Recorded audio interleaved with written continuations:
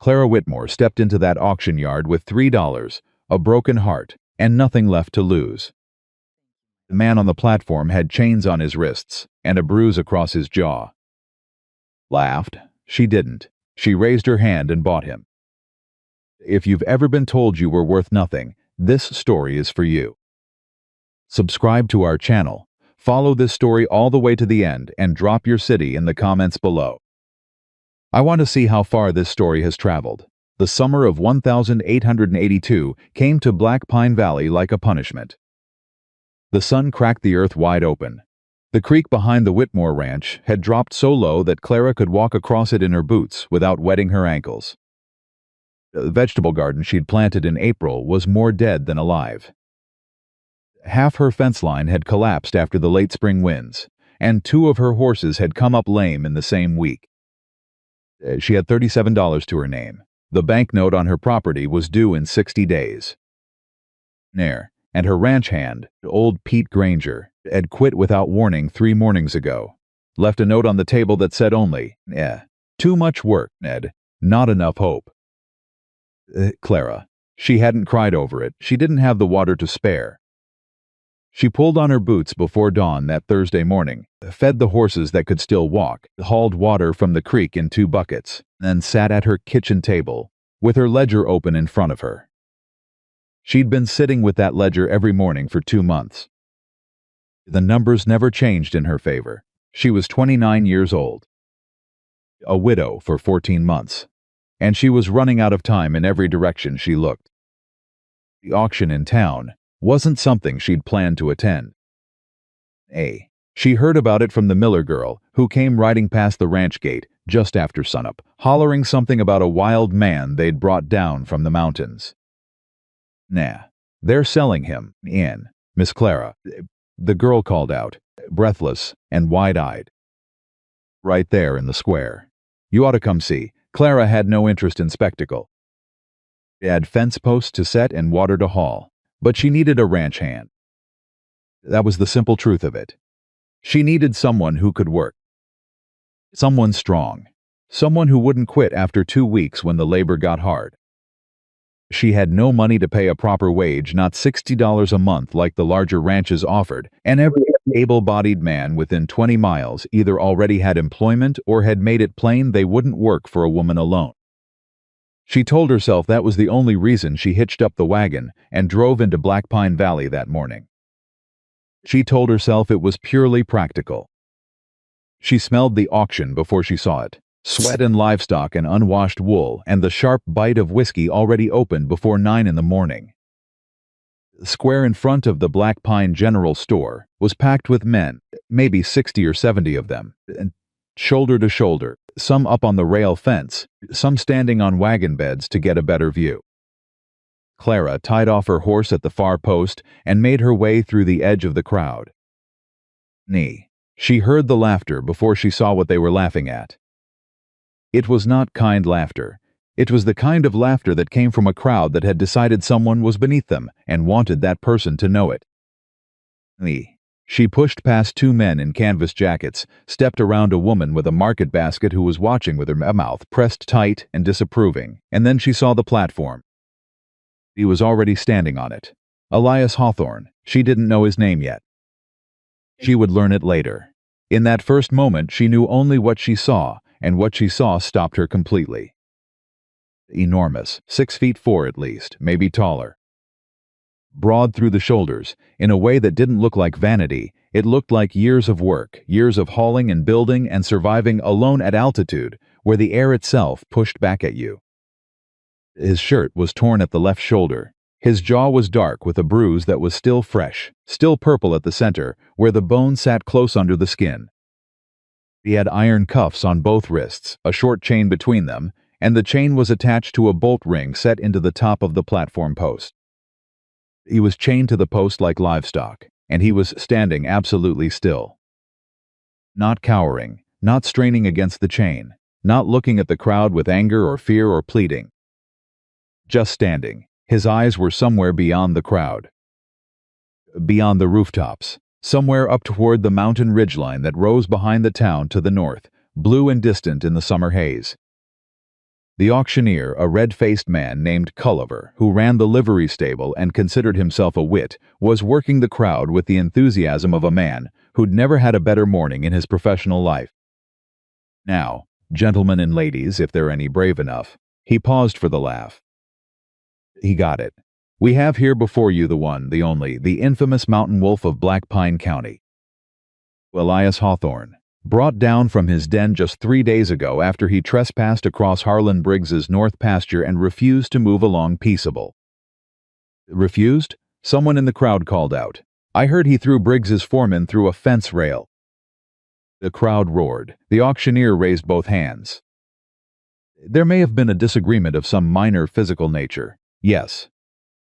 But the point is, gentlemen, this man is able-bodied. He is available. And Judge Colton has seen fit in lieu of fine payment, which Mr. Hawthorne could not produce, to offer 60 days of his labor at auction to cover the debt. What we have before us today is 60 days of mountain-hardened labor at whatever price this fine community sees fit. What's he good for besides breaking fences? Another man yelled. I wouldn't let him near my horses. I wouldn't let him near my wife. After, harder this time and meaner. Clara watched the man on the platform. Didn't react to any of it. Not to the jokes, not to the insults. Not to the laughter that washed over him in waves. He stood, with his shoulders back and his chin level and his eyes fixed somewhere far away, and something about that stillness, that absolute, deliberate stillness, made Clara's chest tighten in a way she hadn't expected. She knew what it looked like when someone had made the decision to endure. She'd seen it in the mirror. Starting bid at $10, Culliver called. Who'll give me $10 for 60 days of the mountain wolf? Silence. Real silence. The laughing crowd went quiet all at once, because this was money now. This was real, and nobody wanted the liability of that man on their property. Dollars. Somebody give me 10. Nothing. All right, $5. $5 for 60 days. Still nothing. Clara watched the man on the platform. She watched the line of his jaw. She watched his hands, those enormous, scarred hands hanging between the chain, and she noticed that his fingers were not fisted. Not rigid with anger. Just open, like a man who had stopped expecting anything and had made peace with that. Nah. $3. Nah. Culliver said, and the amusement in his voice had started to curdle into something else, something impatient and dismissive. $3 for 60 days' labor. Surely somebody, it's a bargain. For heaven's sake, the man's built like a... Clara raised her hand. The silence that followed was so complete that she heard a horse stamp its foot somewhere on the far side of the square. Then the crowd turned to look at her, and the noise that came up from 60 men and a dozen women was not laughter anymore. It was something between disbelief and outrage, with a thread of something uglier running underneath. Yeah, Clara Whitmore, a man directly to her left, a neighbor named Dodd, looking at her like she'd just announced she intended to jump off the church roof. You have lost your mind entirely. I have not, she said. I have lost $3. She kept her hand in the air and her eyes on Culliver. The auctioneer blinked at her. Then he looked at the crowd. Then he looked back at her with the expression of a man who genuinely did not know what to do next. Ma'am, he said carefully, you do understand what you're bidding on. I understand exactly what I'm bidding on, Clara said. 60 days of labor. That's what you advertised. This is Elias Hawthorne. I can see that. He is not, Culliver seemed to be searching for the diplomatic construction. He is not accustomed to working in a domestic arrangement. He is a mountain man. He is rough. He is standing right there, Clara said, and I expect he can hear every word you're saying about him. That produced a different kind of quiet. She looked at the man on the platform then, directly at him, not past him the way the rest of the crowd was doing, not through him, as though he were a post or a fence rail. Nay, she looked at him the way she would look at any person she was speaking to. His eyes moved from the mountain ridgeline. They found her face. And for one moment, one single held moment, the absolute blankness of his expression cracked open just slightly, just enough to show something underneath that she could not name yet, but that she recognized the shape of. Do you have any objection to ranch work? She asked him, direct as morning. The crowd made a collective sound of pure astonishment. Culliver stared at her. The man on the platform, Elias Hawthorne, looked at her for 3 full seconds without speaking. Nan. Then he said, in a voice that was low and rough and barely loud enough to carry, "No, ma'am." "Good," Clara said. She looked back at Culliver. $3, she said. "Do I have it or not?" Culliver brought the hammer down before anyone could think of a reason to stop him. Getting him off the platform took longer than the auction itself. Culliver fumbled with the key ring. The chain came free. Elias Hawthorne stepped off the platform, without assistance and without looking at the crowd, which had gone from stunned to loudly and aggressively opinionated in the space of about 45 seconds. "You're making a mistake, Clara. He'll burn your barn down. He put a man through a fence. You remember that. You're a widow on a failing ranch, not a charity house." Clara walked to her wagon through the crowd and did not respond to any of it. She heard Elias Hawthorne's boots on the packed earth, behind her heavy, measured, not hurrying. She didn't look back. She reached the wagon and turned. He was standing 3 feet behind her, the chain still hanging from his left wrist cuff, because Culliver hadn't gotten around to removing the iron itself, just the bolt. The arms were at his sides. He was looking at her with an expression she couldn't read, not suspicious exactly, but watchful. A man cataloging exits. "I'm Clara Whitmore," she said. "I run the Whitmore Ranch on the north slope, up against the first ridgeline. It's about 4 miles out." He said nothing. "I need the fence line reset, the south pasture ditch cleared, the barn roof shored up before fall, and whatever else can be managed in 60 days with 2 functioning adults and 2 lame horses." "No, still nothing. The pay that was promised by the court arrangement will go to your debt. I can't offer anything on top of that, but you'll have food and a dry place to sleep, and I will not treat you like—" She paused. Chose her words. "Like what they just did up there."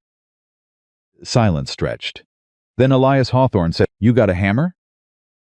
Blinked. "For the fence posts," he said. She let out a breath she hadn't entirely known she was holding. "Yes," she said. "I've got a hammer." "Then I reckon we can start on the fence line," he said. Walked around to the back of the wagon and climbed in without being invited, folded himself down to sit against the side rail, and fixed his eyes back on the mountain ridgeline.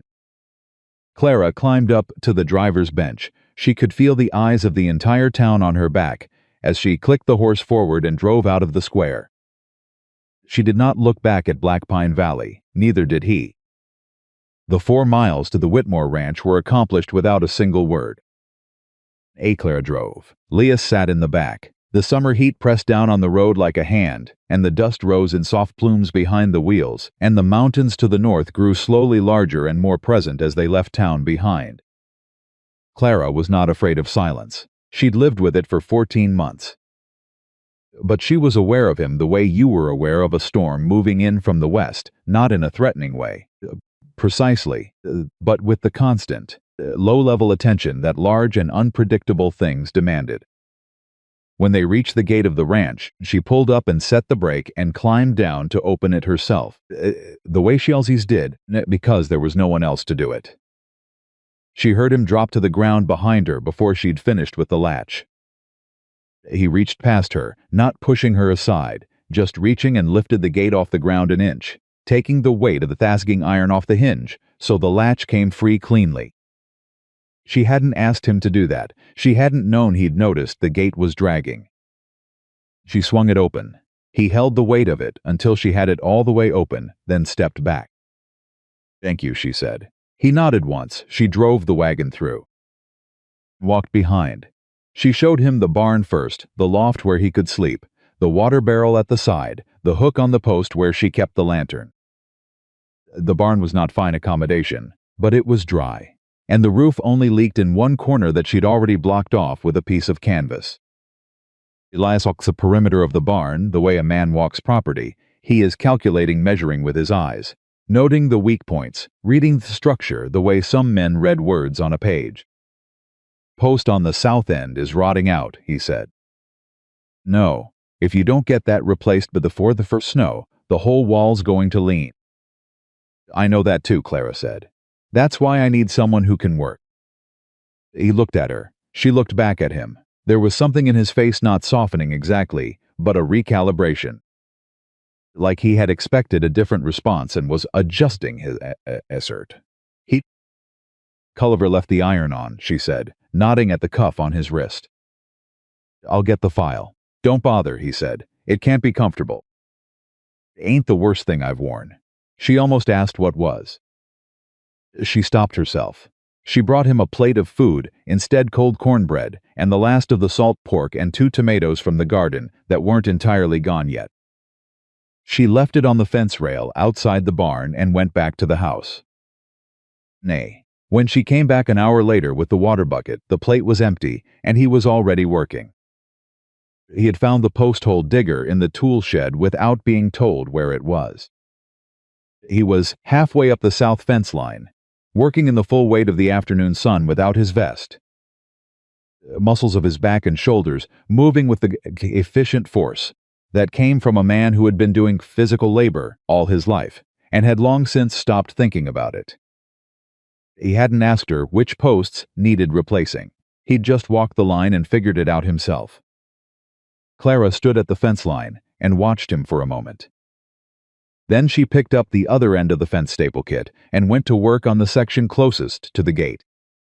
They worked separately and without conversation until the sun dropped behind the western ridge and the air began to cool. When Clara straightened and stretched the ache from her lower back, she counted the posts that had been reset. Posts in one afternoon. She hadn't managed more than 2 alone in a full day. She put the tools in the shed. She went inside and made supper beans and biscuits and the end of the coffee, and she brought a portion out to the barn and left it outside the door. She did not knock, she did not call his name, she just left it and went inside. Nishi sat at the ledger table in the dark for a while, looking at numbers, and she thought about what she had done that morning in the town square. She thought about the way Culliver had looked at her, and the things the crowd had said, and the way Dodd had looked at her, like she was a woman in the process of making the worst mistake of her already unfortunate life. She thought about the man on the platform, and his hands hanging open, and his eyes fixed on somewhere far away. She thought, he's not what they said he was. Then she thought, but you don't actually know that yet, Clara. She blew out the lamp and went to bed. By the end of the 3rd day, she knew 3 things about Elias Hawthorne. First, he worked without stopping and without complaint. Not the frantic, prove-yourself working of a man trying to make an impression, but the steady, unrelenting working of someone for whom effort was simply the natural state of existence. He rose before she did. She knew this because when she came out at first light the second morning, half the water barrel was already transferred to the horse's trough, and the tool shed door was standing open. Second, he did not ask for anything, not extra food, though he was clearly burning far more than she was giving him. Not better accommodation, not explanation, not gratitude, not acknowledgement. He took what was offered and used it well and required nothing beyond that. Third, he was watching her the way she was watching him. Not with suspicion, not with calculation, with the careful sideways attention of someone who has been wrong about people before and is trying to read the situation correctly this time. She caught him doing it on the afternoon of the 3rd day. She'd come around the corner of the barn with a pail of water for the garden, and he was standing at the fence line 20 feet away, and he didn't quite manage to look away fast enough.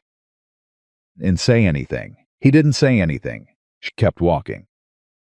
But after that there was something different in the air between them. Not warmer exactly, but more honest, like 2 people who had acknowledged, without words, that they were both paying attention and had decided that was all right. On the 4th morning, she was on the roof. There was a section of shingles on the east side of the house that she'd been meaning to address since March, and the summer thunderstorm season was coming, and she had no intention of sleeping under a leaking roof again, if she could prevent it. She'd gotten the ladder propped and climbed up with a pry bar and a bundle of cedar shingles, and was working on the worst section when she heard his boots on the rungs behind her. She did not ask him to come up. She also did not tell him to go away. He came up over the eave and crouched beside her, and looked at the damage with the same eyes first, measuring assessment he gave to everything on the ranch. "You're pulling those out wrong," he said. "I'm pulling them out," she said. "You're splitting the ones underneath. Use the flat end, not the curved." She stopped. She looked at the pry bar. She turned it around. She continued. "Better," he said. He held the new shingles in place while she nailed them down. They worked across the damaged section without talking about anything except the work that one's not seated right. Try the next nail over, that one's good, and by the time they climbed down, the east slope of the roof was solid for the first time in 2 years. "You done any roofing before?" she asked. "Done most things before," he said. "Where'd you learn a beat of quiet?" "My father," he said. She didn't ask about the before, but she filed it away. On the 5th day, a man rode onto the property uninvited. He came up the south road at a good pace, a man in a good coat on a well-kept horse, and he pulled up at the gate and called for her without dismounting. "Miss Whitmore, Gideon Marsh, representing the First Territorial Bank of Black Pine County." Clara came out onto the porch. "Mr. Marsh, you can come back in 60 days when the note is due." "I'm afraid we can't extend that courtesy," Marsh said pleasantly. He had the smile of a man who had practiced being pleasant while delivering bad news and considered himself very skilled at it. "The bank has reviewed your account and determined that given the current condition of the property, we have concerns about the viability of your operation going forward. We'd like to discuss an early renegotiation of the terms." "Terms say 60 days, Clara said. "I'll have your money in 60 days. "Miss Whitmore, with respect, we have had this property assessed, and had it assessed," she said it flat. "When? Last month." "A representative rode the property. Without my knowledge." "It's in the loan agreement. Clause 14. The bank reserves the right." "Know what Clause 14 says." She came down off the porch one step. "What I'm asking is why you had it assessed now, when the note doesn't come due until the end of summer." Marsh's pleasant smile held firm, but something shifted behind it. "It's standard practice." "It is not standard practice," Clara said. "I have had this note for 3 years, and in 3 years nobody has ridden this property without my invitation. So I'll ask you again, Mr. Marsh, why now?" Behind her she heard the barn door. She did not look back, but she heard his boots on the packed earth. Heard them come to a stop somewhere behind her right shoulder. Marsh's eyes moved past her. The pleasant smile flickered. Daddy started. "That is my ranch hand," Clara said. Marsh was quiet for a moment. His horse sidestepped. Brought it back under control, with more effort than a man on a calm horse should need. "Miss Whitmore," he said, and his voice had changed, still pleasant, but with an edge under it now. "I want to be direct with you. There are parties who have expressed interest in acquiring this property for development. Good parties, legitimate parties. The bank believes the fairest outcome for everyone involved would be—" "The fairest outcome for everyone involved," Clara said, "would be me keeping my property and paying back my loan, which is what I intend to do." "Miss Whitmore, you have a good day, Mr. Marsh." He held her gaze for a long moment. Then his eyes moved to the figure behind her one more time, and something in his calculation shifted, and he pulled the horse around without another word and rode back down the south road. Clara stood on the porch step and watched him go. She heard Elias Hawthorne behind her. She heard him not move, just standing there at her back, saying nothing. She didn't turn around right away. When she did, he was looking after Marsh with the same distant expression he gave to most things. His jaw was set in a way she hadn't seen before. "Him?" she asked. "No, his kind," Elias said. She looked at him. "You think he'll come back?" she said. It was not quite a question. I think Elias said slowly that men who ride onto someone's property to tell them they're losing it don't usually stop after one visit. Clara looked down the south road where Marsh had gone. Then she looked at the fence line that was now solid and true, at the barn roof that wasn't leaking, at the garden that was still dying in the heat but hadn't given up yet. Then we better make sure everything's in order before he does, she said. Elias Hawthorne looked at her, Nan. Then he said, me, very quietly, as if the words cost him something, yes, ma'am. Went back to the fence line. She went back inside to the ledger. And the numbers, for the first time in months, did not look entirely hopeless.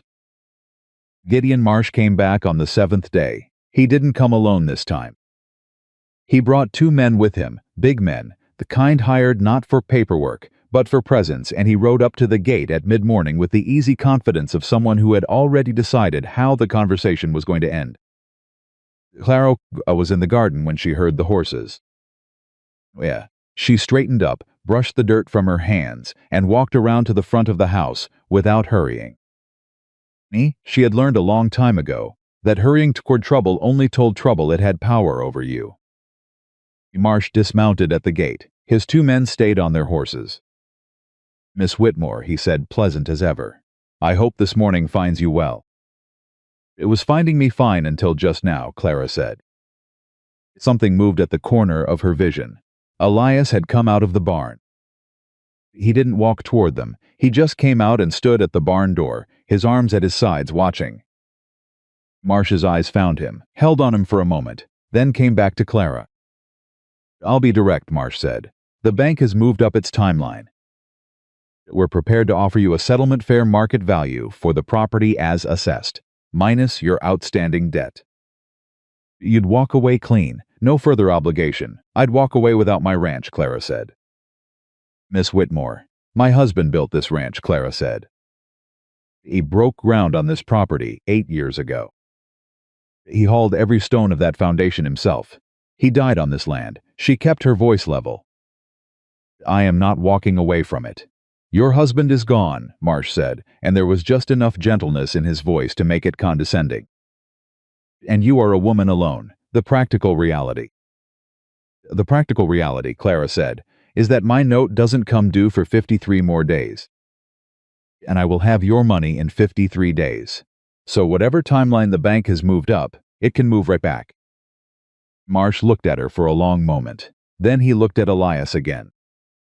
Then he said, the men your husband borrowed against, they're not patient men, Miss Whitmore.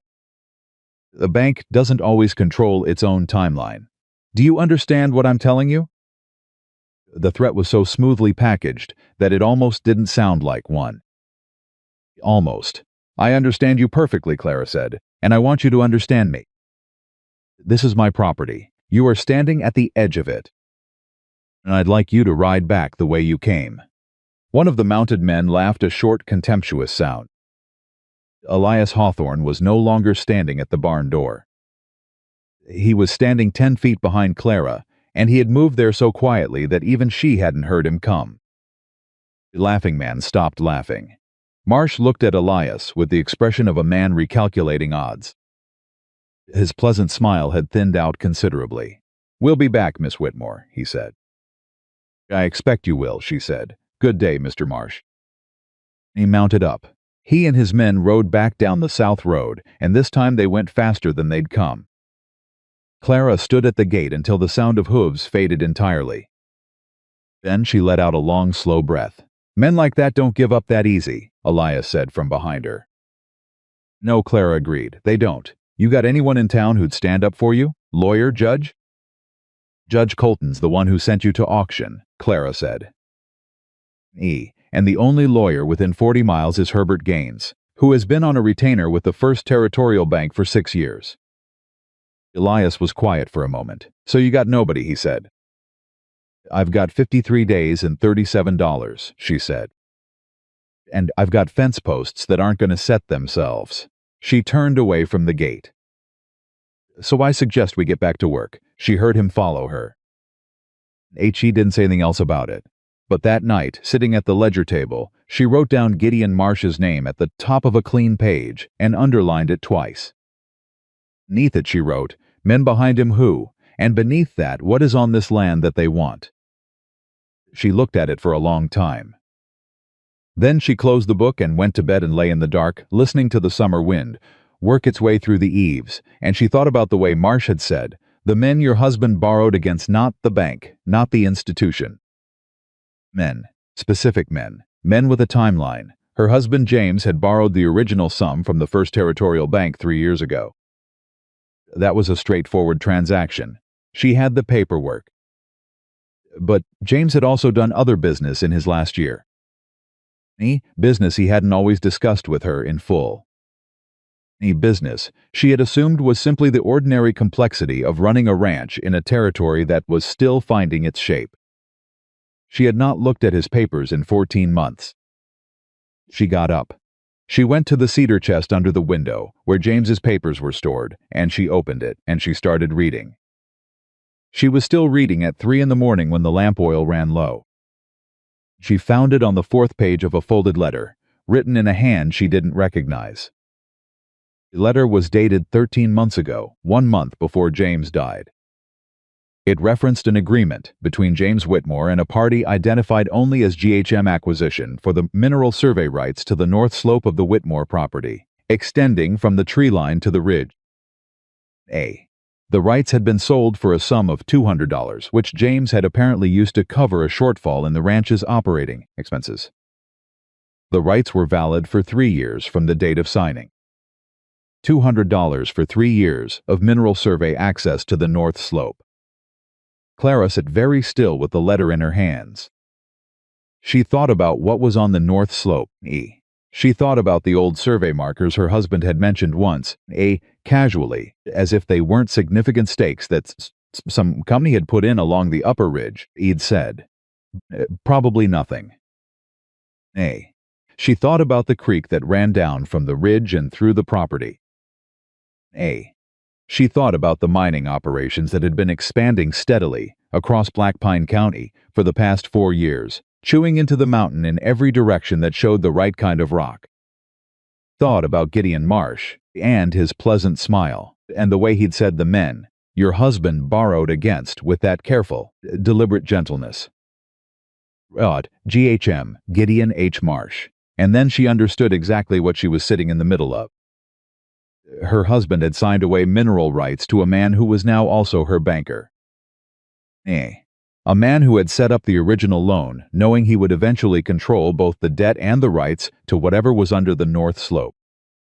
A man who, if he could push Clara off her property before the 3-year mineral rights agreement expired, would have free access to everything under that ridge with no one left to raise any objection. James had not known. She was certain of that.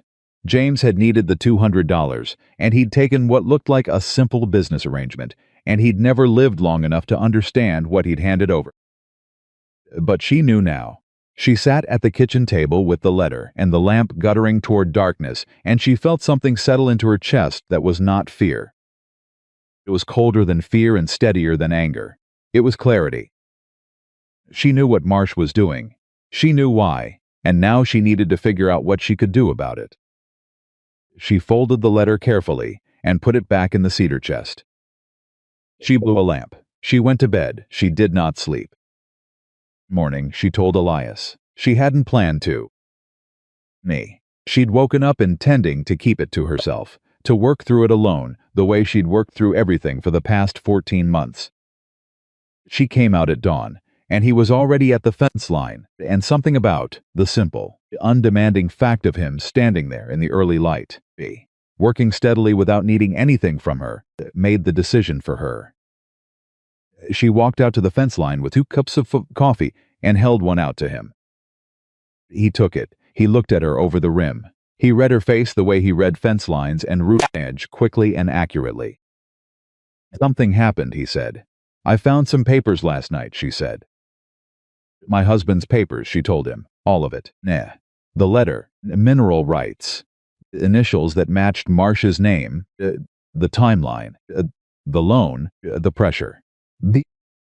She told it plainly and without embellishment, because that was the only way she knew how to tell things that mattered. Elias without interrupting. He held his coffee cup in both hands, and he watched her face, and he didn't say anything until she was done. Then he said, "He set the whole thing up before your husband even took the loan." "Yes, and if you lose the property, the mineral rights transfer automatically with the land title." "Yes, but if you pay the loan, the mineral rights agreement still stands for another 2 years regardless," Clara said. "At least I keep my land. At least I'm here to fight the survey access in court." "You'd need a lawyer for that. I know, and you said the only lawyer in 40 miles is on Marsh's payroll." "I know that too." Elias was quiet for a moment. He looked toward the north slope, where the ridge rose above the tree line in the early summer haze. "There's a federal land office in Durango," he said. Clara looked at him. "Federal surveyor has jurisdiction over mineral rights disputes on territory land," he said. "It's a 2-day ride. But if there's fraud in the original agreement, if Marsh misrepresented himself, or the nature of the transaction to your husband, the federal office has authority to void the agreement and investigate." "How do you know that?" A pause. "It present. Had a situation once," he said. "Involving land, involving men who wanted it." She waited. He looked back toward the ridge. "My family's property. Up north of here, above Creed, 12 years ago." He didn't say anything else. She didn't ask. But the shape of it, the outline of what he wasn't saying, settled into the space between them, like something that had always been there and was only now being acknowledged. "Rango," she said. "Federal Land Office. Ask for the Territorial Surveyor's Office specifically." "Me. Bring the original letter and whatever other paperwork your husband had on the loan." "I can't be gone 2 days," Clara said. "The ranch." "I'll be here," he said. She looked at him. He looked back at her steadily, as if the offer was simple and obvious, which maybe to him it was. "You don't have to," she started. "Miss Whitmore," he said, and the patience in his voice was the kind that came from a man who had thought about something before he said it. "You bought 60 days of my labor. I got 51 left. I'll use them here." She held his gaze for a moment. Then she said, "All right." She went inside to pack. She left before noon and rode hard and made it to Durango by the following evening. The Territorial Surveyor's Office was in a narrow building behind the Federal Land Registry, staffed by a man named Aldous Price, who had the look of someone who had been fighting paperwork battles for so many years that the battles had begun to show on his face. She laid the letter on his desk. She watched him read it. Watched his eyebrows move. "GHM acquisition," he said. "H. Marsh," Clara said. "First Territorial Bank of Black Pine County." "He is simultaneously the holder of my loan note and the beneficiary of the mineral rights agreement. My husband didn't know they were the same person." Dean Price looked up at her over the top of his spectacles. That is a significant conflict of interest," he said carefully. "Is fraud," Clara said. "Miss Whit Price. His husband is dead. My ranch is the only thing I have." A man has been systematically constructing a situation in which he holds every card, my debt, my land rights, and whatever is under my north slope, and he is now applying pressure to force a sale before I can understand what I'm dealing with." "I understand it now. So I'd like to know what the Federal Territorial Office can do about it." Epries looked at the letter again. He looked at the loan paperwork she'd laid beside it. He looked at the dates. Then he folded his hands on the desk and said, "If what you're telling me can be substantiated, the agreement may be voidable on grounds of misrepresentation. Additionally, a dual interest of this nature between a lending institution officer and a land purchaser may constitute bank fraud under territorial statute. Can you send someone to Black Pine Valley?" "I can send a federal inquiry notice," Price said. "Which would compel the bank to suspend collection activities on your note pending investigation. That would give you calculated several months, at minimum. Potentially considerably longer if the fraud allegation holds up." Looked at him. "How long to file?" she asked. "I can have the preliminary inquiry notice drafted and dispatched by end of week," Price said. "And I'd like you to do that," Clara said. She rode back to Black Pine Valley the next morning. She returned to find the south gate hanging open. Not broken, not forced. Open, as if someone had simply ridden through it without closing it behind them, which was either carelessness or a message. She rode through it at a canter and pulled up at the barn. Elias came out before she'd dismounted, and she knew immediately from the set of his jaw that something had happened. "What?" she said. "2 men came yesterday evening," he said. "Not Marsh. Hired men. They said they were here to assess the property on behalf of the bank. I told them to leave, and—" He paused. After some discussion, she looked at him. His knuckles on his right hand were scraped raw. She looked at the knuckles. She looked at his face. He did not look away. "Are you hurt?" she said. "No." "They leave of their own accord, or—" "They left," he said. All that needs saying about it. Clara dismounted. She handed him the reins without comment. She went to the water barrel and filled a rag, and brought it back and held it out to him. "At it. Your hand," she said. "It's fine." Elias, he was quiet for a beat. Then he took the rag. He pressed it against his knuckles, and he looked the north slope. Was what he always did when he was working something through inside himself and didn't want it read on his face. "They said things," he said. "About the property?" "About you." A pause. "About a widow who didn't know when she was beat." Clara said nothing. "I don't tolerate that kind of talk," he said. "About anyone." She looked at him for a long moment, this man who had come off an auction platform a week ago, who had said, "No, ma'am," and climbed into her wagon and fixed her gate latch, and set 7 fence posts in an afternoon and stood at her back when Marsh rode up, who had known about the federal land office in Durango and had told her to go without being asked, who had stayed and protected her property when she was 2 days' ride away. "Elias," she said. He looked at her. "I went to Durango," she said. "I filed a federal inquiry notice against Marsh and the bank. If Price does his job, Marsh won't be able to touch the note for months." Something shifted in Elias's face, just slightly. The tightness around his eyes eased a fraction. He said, "There's something else," she said. "I need to look at the north slope, the part above the tree line where the survey markers are. I need to understand what's actually up there." "I know what's up there," Elias said. She stared at him. "I've been on your north slope," he said. "Not recently, but I've been up there, years ago, before any of this." "Know that ridge. What's there?" He looked at her steadily. "Nilver," he said. "Enough to matter." The word landed in the air between them and sat there. Clara stared at him and felt something shift in the ground under everything she thought she understood. "How much?" She voice was barely above a breath. "I don't know exactly. But the vein runs along the underside of that ridge for at least a quarter mile. I saw outcroppings 12 years ago when I was trapping that area.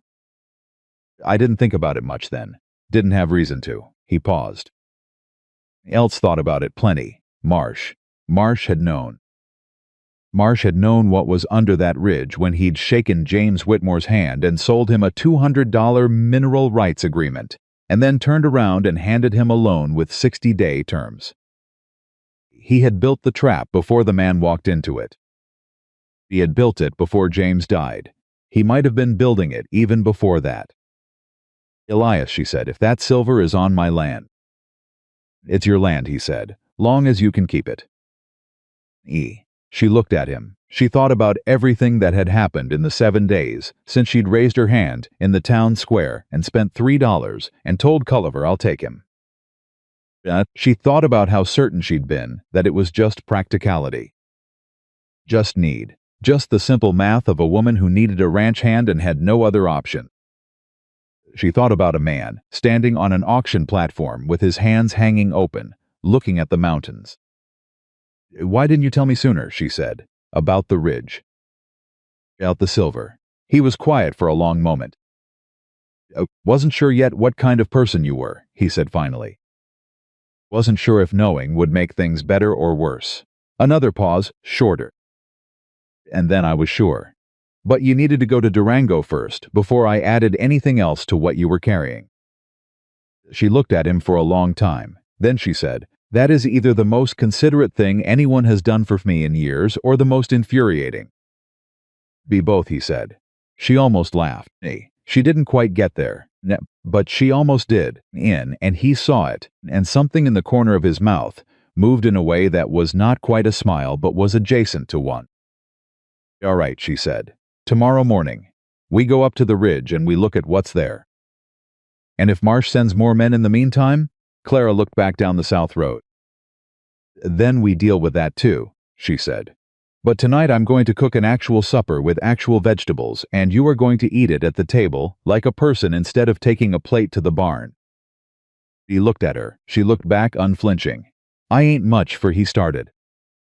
"I know you're not much for company," she said. "I'm not asking you to be. I'm asking you to sit at a table and eat food I've cooked. That's all." "Yes, ma'am," he said. He followed her inside. He sat at the table carefully, as if he wasn't entirely sure the chair would hold him, or maybe as if he wasn't entirely sure he was allowed, and she put food in front of him and sat across from him and they ate. Not in comfortable silence. In the particular silence of two people who are figuring out what the other one is and finding the answer more complicated and more interesting than they'd expected. She refilled his coffee without asking. He ate everything on the plate and didn't say anything for a while. Then he said, quietly, looking at the table, "Yeah, my family's land." Up above Creed, they took it the same way. She went still. Owned they couldn't pay. Men who showed up. Judge who was already bought. He turned the coffee cup in his hands. Father tried to fight it. It didn't go well. She waited. "That's how I ended up on that mountain," he said. "After. Wasn't any place else I fit anymore." She looked at his face. At the bruise that was fading now to yellow at the edges. At the scar along his jaw that was old enough to be long past hurting. "They called the mountain wolf," she said. "That's what they settled on," he said, and there was something dry and exhausted and entirely unsurprised in his voice. "Man lives alone long enough. People need a story for why." "People always need a story," Clara said. "Usually it's easier than the truth." He looked up at her. "Truth is, I didn't have anywhere left to go," he said. "And up." She held his gaze. "You do, now, Aiden," she said, and she said it simply and without drama. She said things that she meant entirely. "If you want it.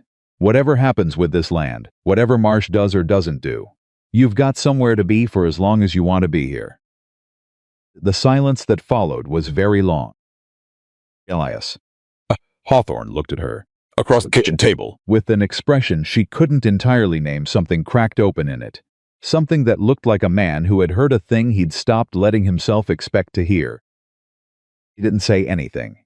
He looked back down at his coffee cup.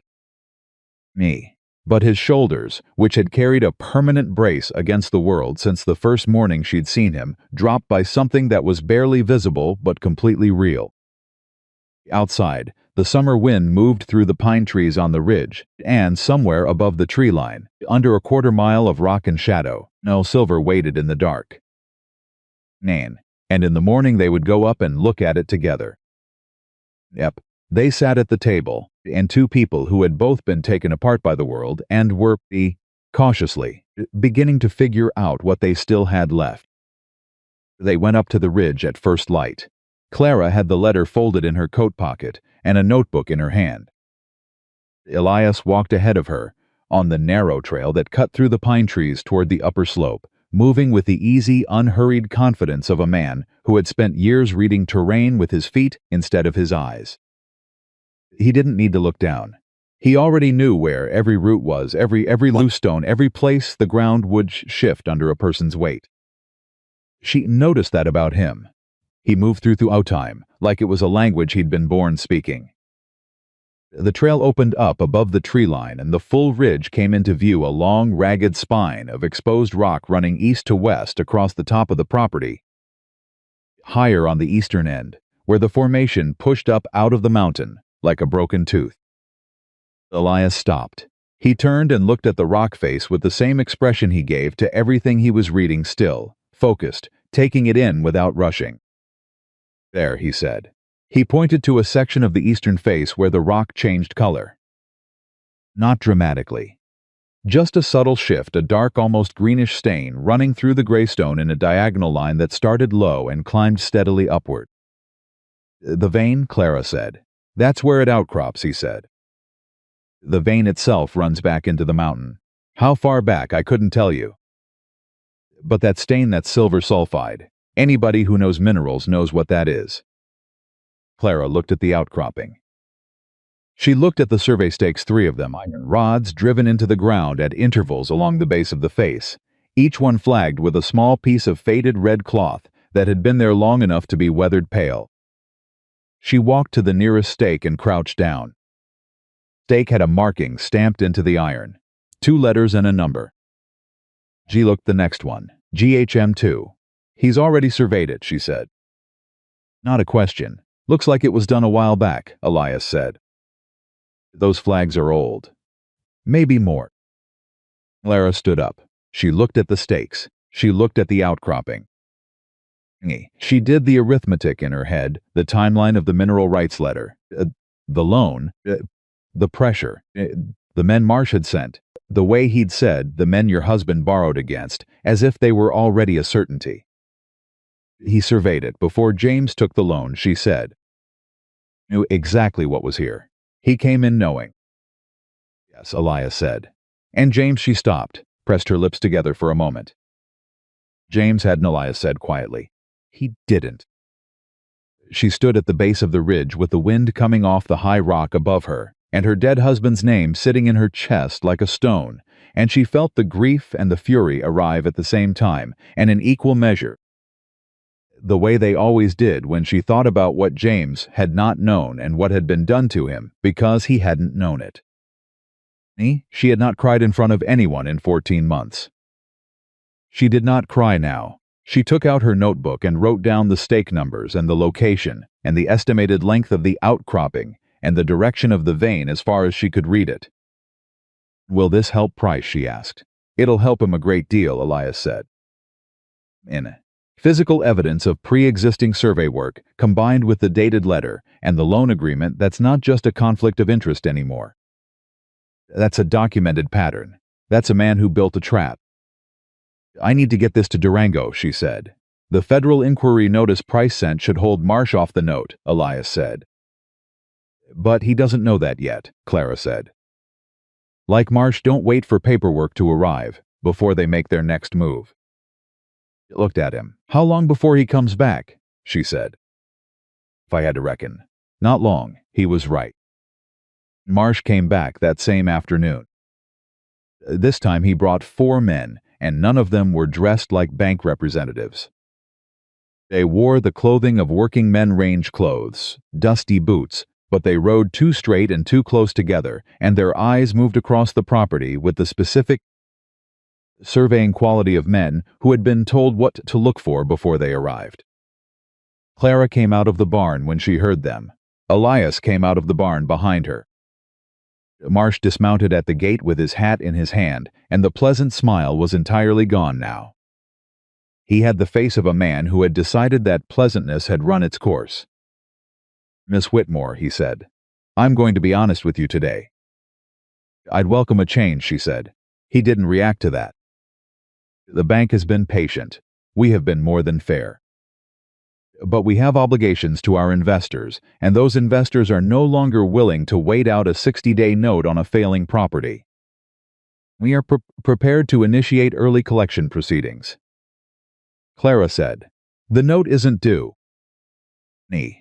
Clause 9 of your loan agreement allows the bank to initiate proceedings if the bank determines the collateral is at risk of significant deterioration.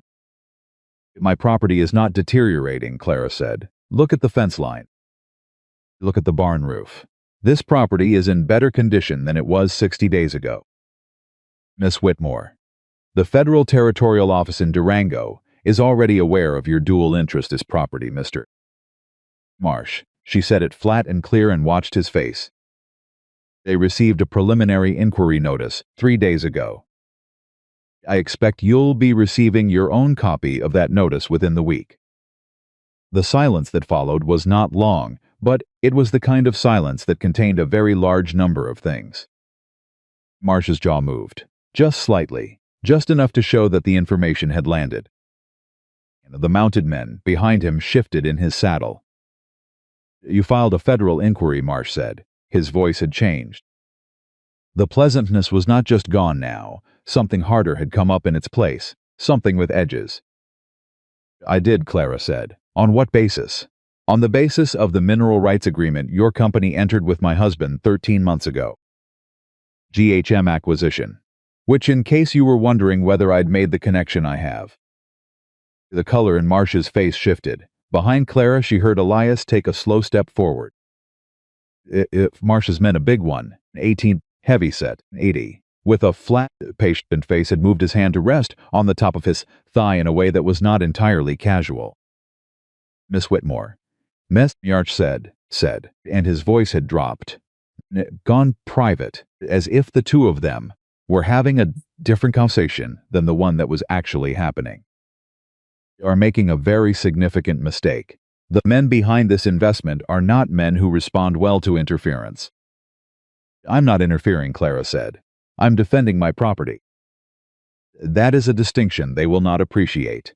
That," Clara said, "is their problem." Marsh looked at her for a long moment. Then he looked past her at Elias. "You," he said, "mountain man. You understand what kind of trouble you're standing in the middle of." Elias said nothing.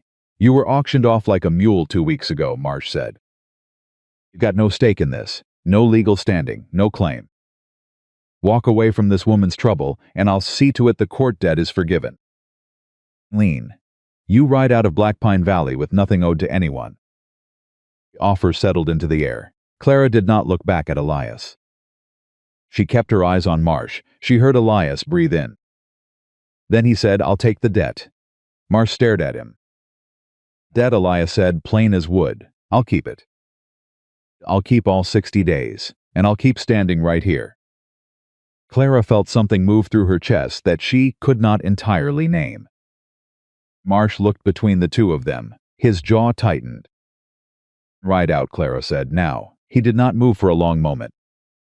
The heavy-set man behind him said, low and conversational, "Briggs." "We leaving, Marsh?" And the name was not Marsh now, but Briggs, a name she filed immediately, put his hat back on his head with deliberate care. "Now," he said. He mounted. He turned his horse. He and his 4 men rode down the south road, and this time there was nothing pleasant in the way they went. There was only the promise of return. Clara waited until the sound of hooves was completely gone. Then she said very quietly, "His name isn't Marsh." "No," Elias said, "Briggs." She turned to look at him. "You knew." "I knew the name," he said. "I wasn't certain it was the same man until just now." She stared at him. "His first name is Harlan," Elias said. Harlan Briggs. The name hit her like cold water. Harlan Briggs.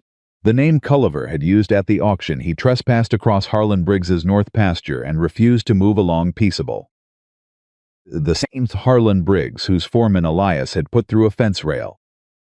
The same Harlan Briggs who had arranged for Elias to be chained to an auction platform and sold for $3. The same man. The man who owned the land bordering her north slope was the same man who had been systematically acquiring mineral rights across Black Pine County. The same man who had sold her dead husband a fraudulent agreement.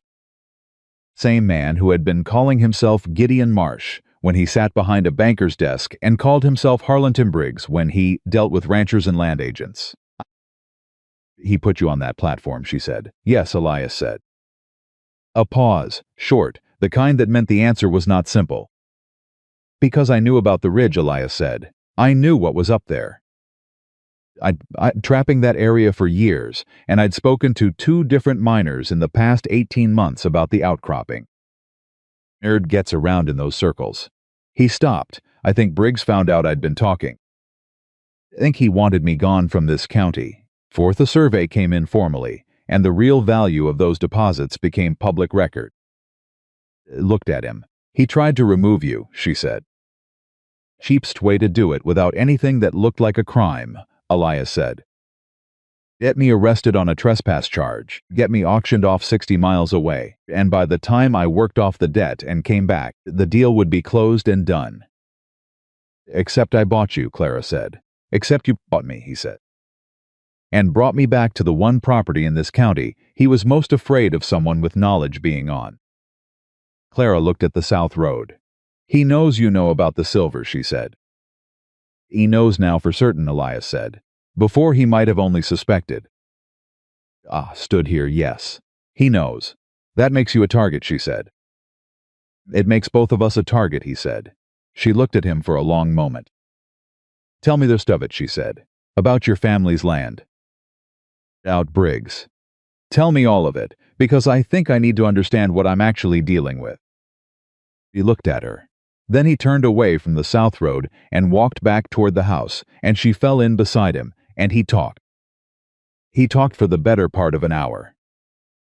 He sat at her kitchen table easier in the chair now than he'd been that first evening, as if the wood had accommodated itself to him or he to it, and he told it without decoration. 12 years ago, his family had owned property above Creede, Colorado.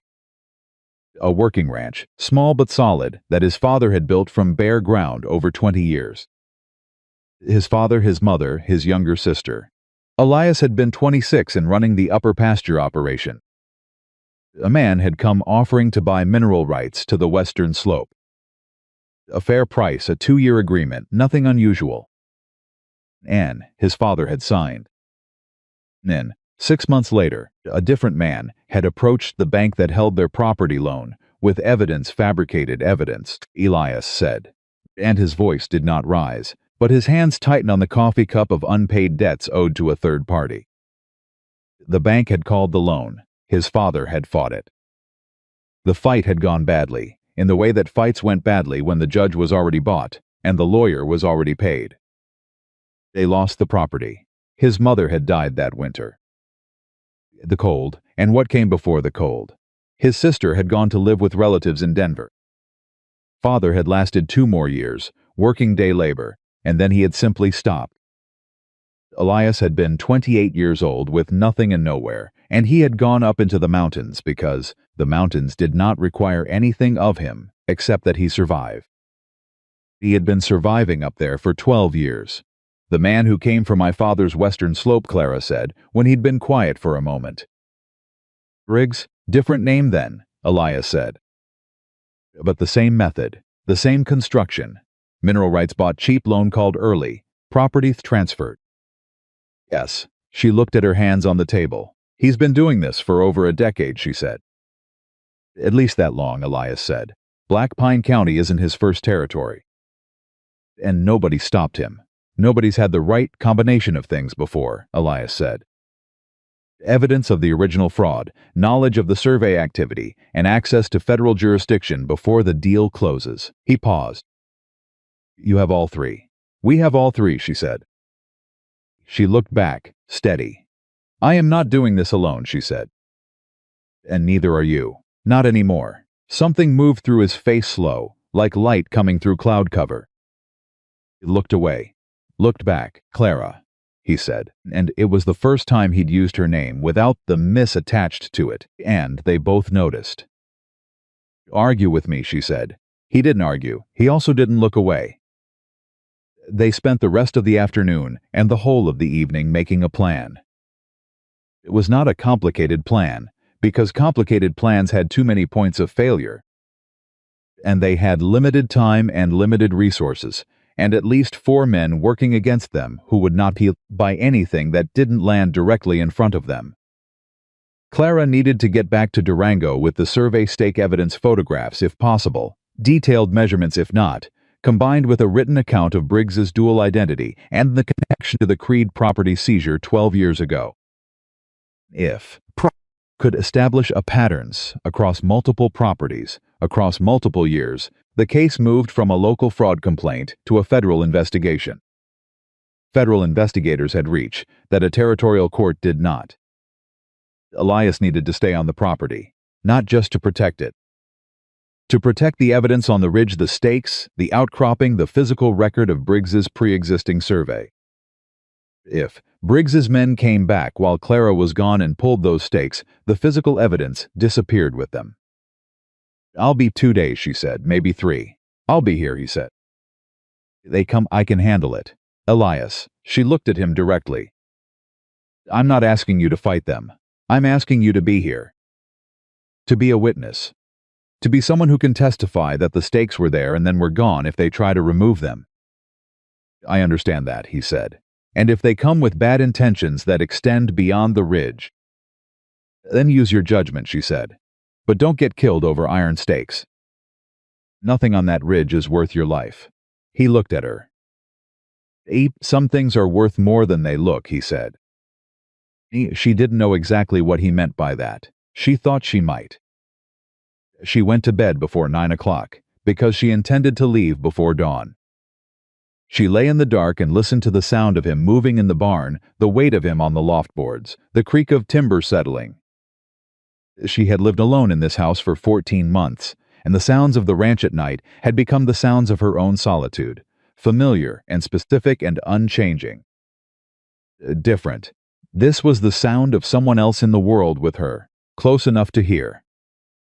She found it harder to sleep than usual. Not because it was frightening. Because it was not. She left at 4 in the morning. Elias was already up.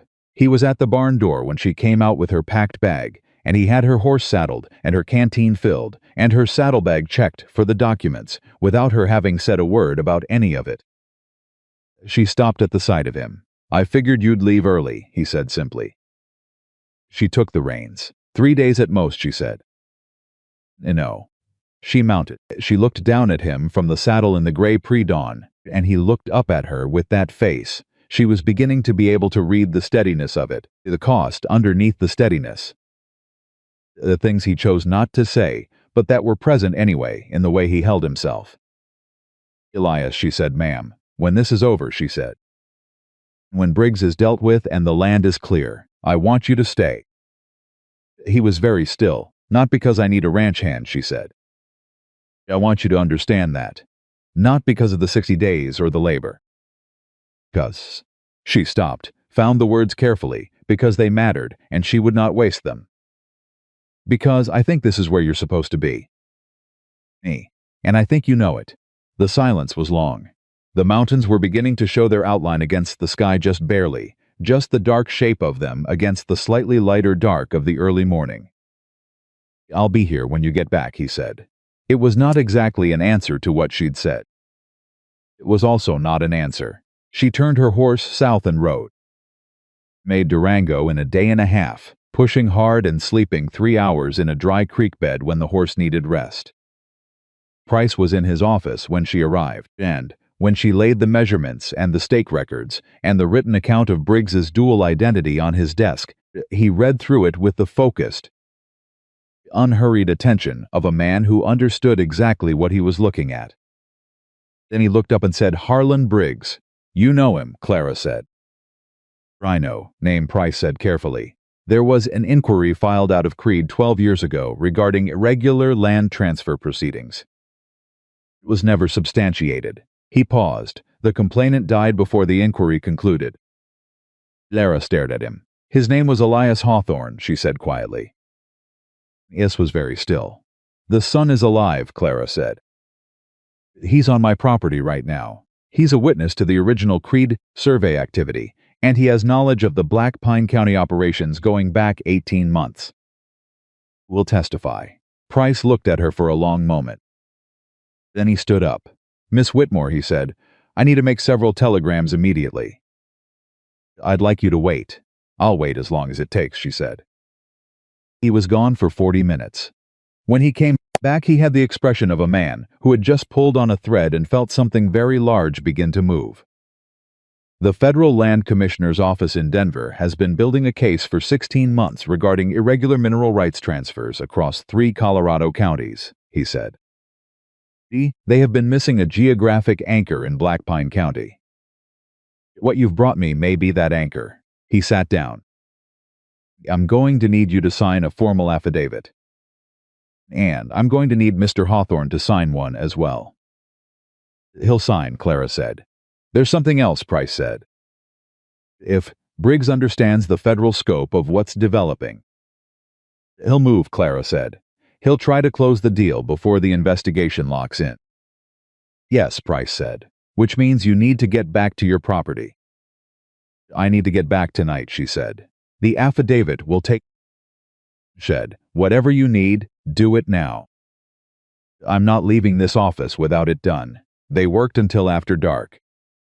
She left Durango with signed affidavits, a federal hold notice on her property loan, and a letter from Price's office addressed to the federal commissioner in Denver marked urgent. She also left with a federal deputy's name, a man named Calhoun, stationed in Black Pine County, whom Price had already telegraphed. Ain't Calhoun when you get back, Price said at the door. If Briggs makes a move before the commissioner's men arrive, Calhoun has authority to intervene. How long before the commissioner's men? She asked. A week, Price said. Perhaps less. She thought about Elias alone on the property with Briggs knowing what Briggs knew. It needs to be less, she said. She rode through the night. She was halfway back when she smelled the smoke. Aim on the wind from the north, a faint at first and then stronger, and she pushed her horse from a canter to a run, without stopping to think about it, because she already knew what it was. She came over the last rise before the property and saw the glow against the sky. The barn, the south corner of the barn, was burning, not engulfed, not gone. Burning with the deliberate, accelerating purpose of a fire that had been set rather than started by accident. She came through the gate at full speed and pulled up and was off the horse before it had fully stopped. Elias, she was running. Here. His voice came from the east side of the barn, rough, present. Not the voice of an injured man, but the voice of a man who had been fighting something for a while. Came around the corner and found him. He was working the water barrel with a bucket, throwing it at the base of the fire on the corner post, and he had clearly been doing this for some time, because the fire had not taken the whole wall, which meant he'd caught it early, which meant he'd been watching for it. She grabbed the second bucket without a word and joined him. They worked the fire for 20 minutes. When it was down to smoking char and neither of them was throwing water anymore, she looked at him. He had a cut above his left eye. His shirt was torn at the right shoulder. His knuckles, both hands this time, were bloody. How many? She said. 3, he said. They came an hour before you. I heard them on the ridge first. They went up to the survey stakes. He paused. Pulled 2 of them. Her stomach dropped. Elias. I put them back, he said. She stared at him. I followed them up after, he said. After I dealt with the 3 here. I reset the stakes, and I marked the locations separately in case they come back for the others.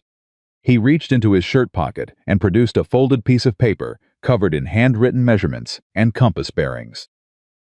That's a record of every stake, exact locations, physical description. Dated tonight.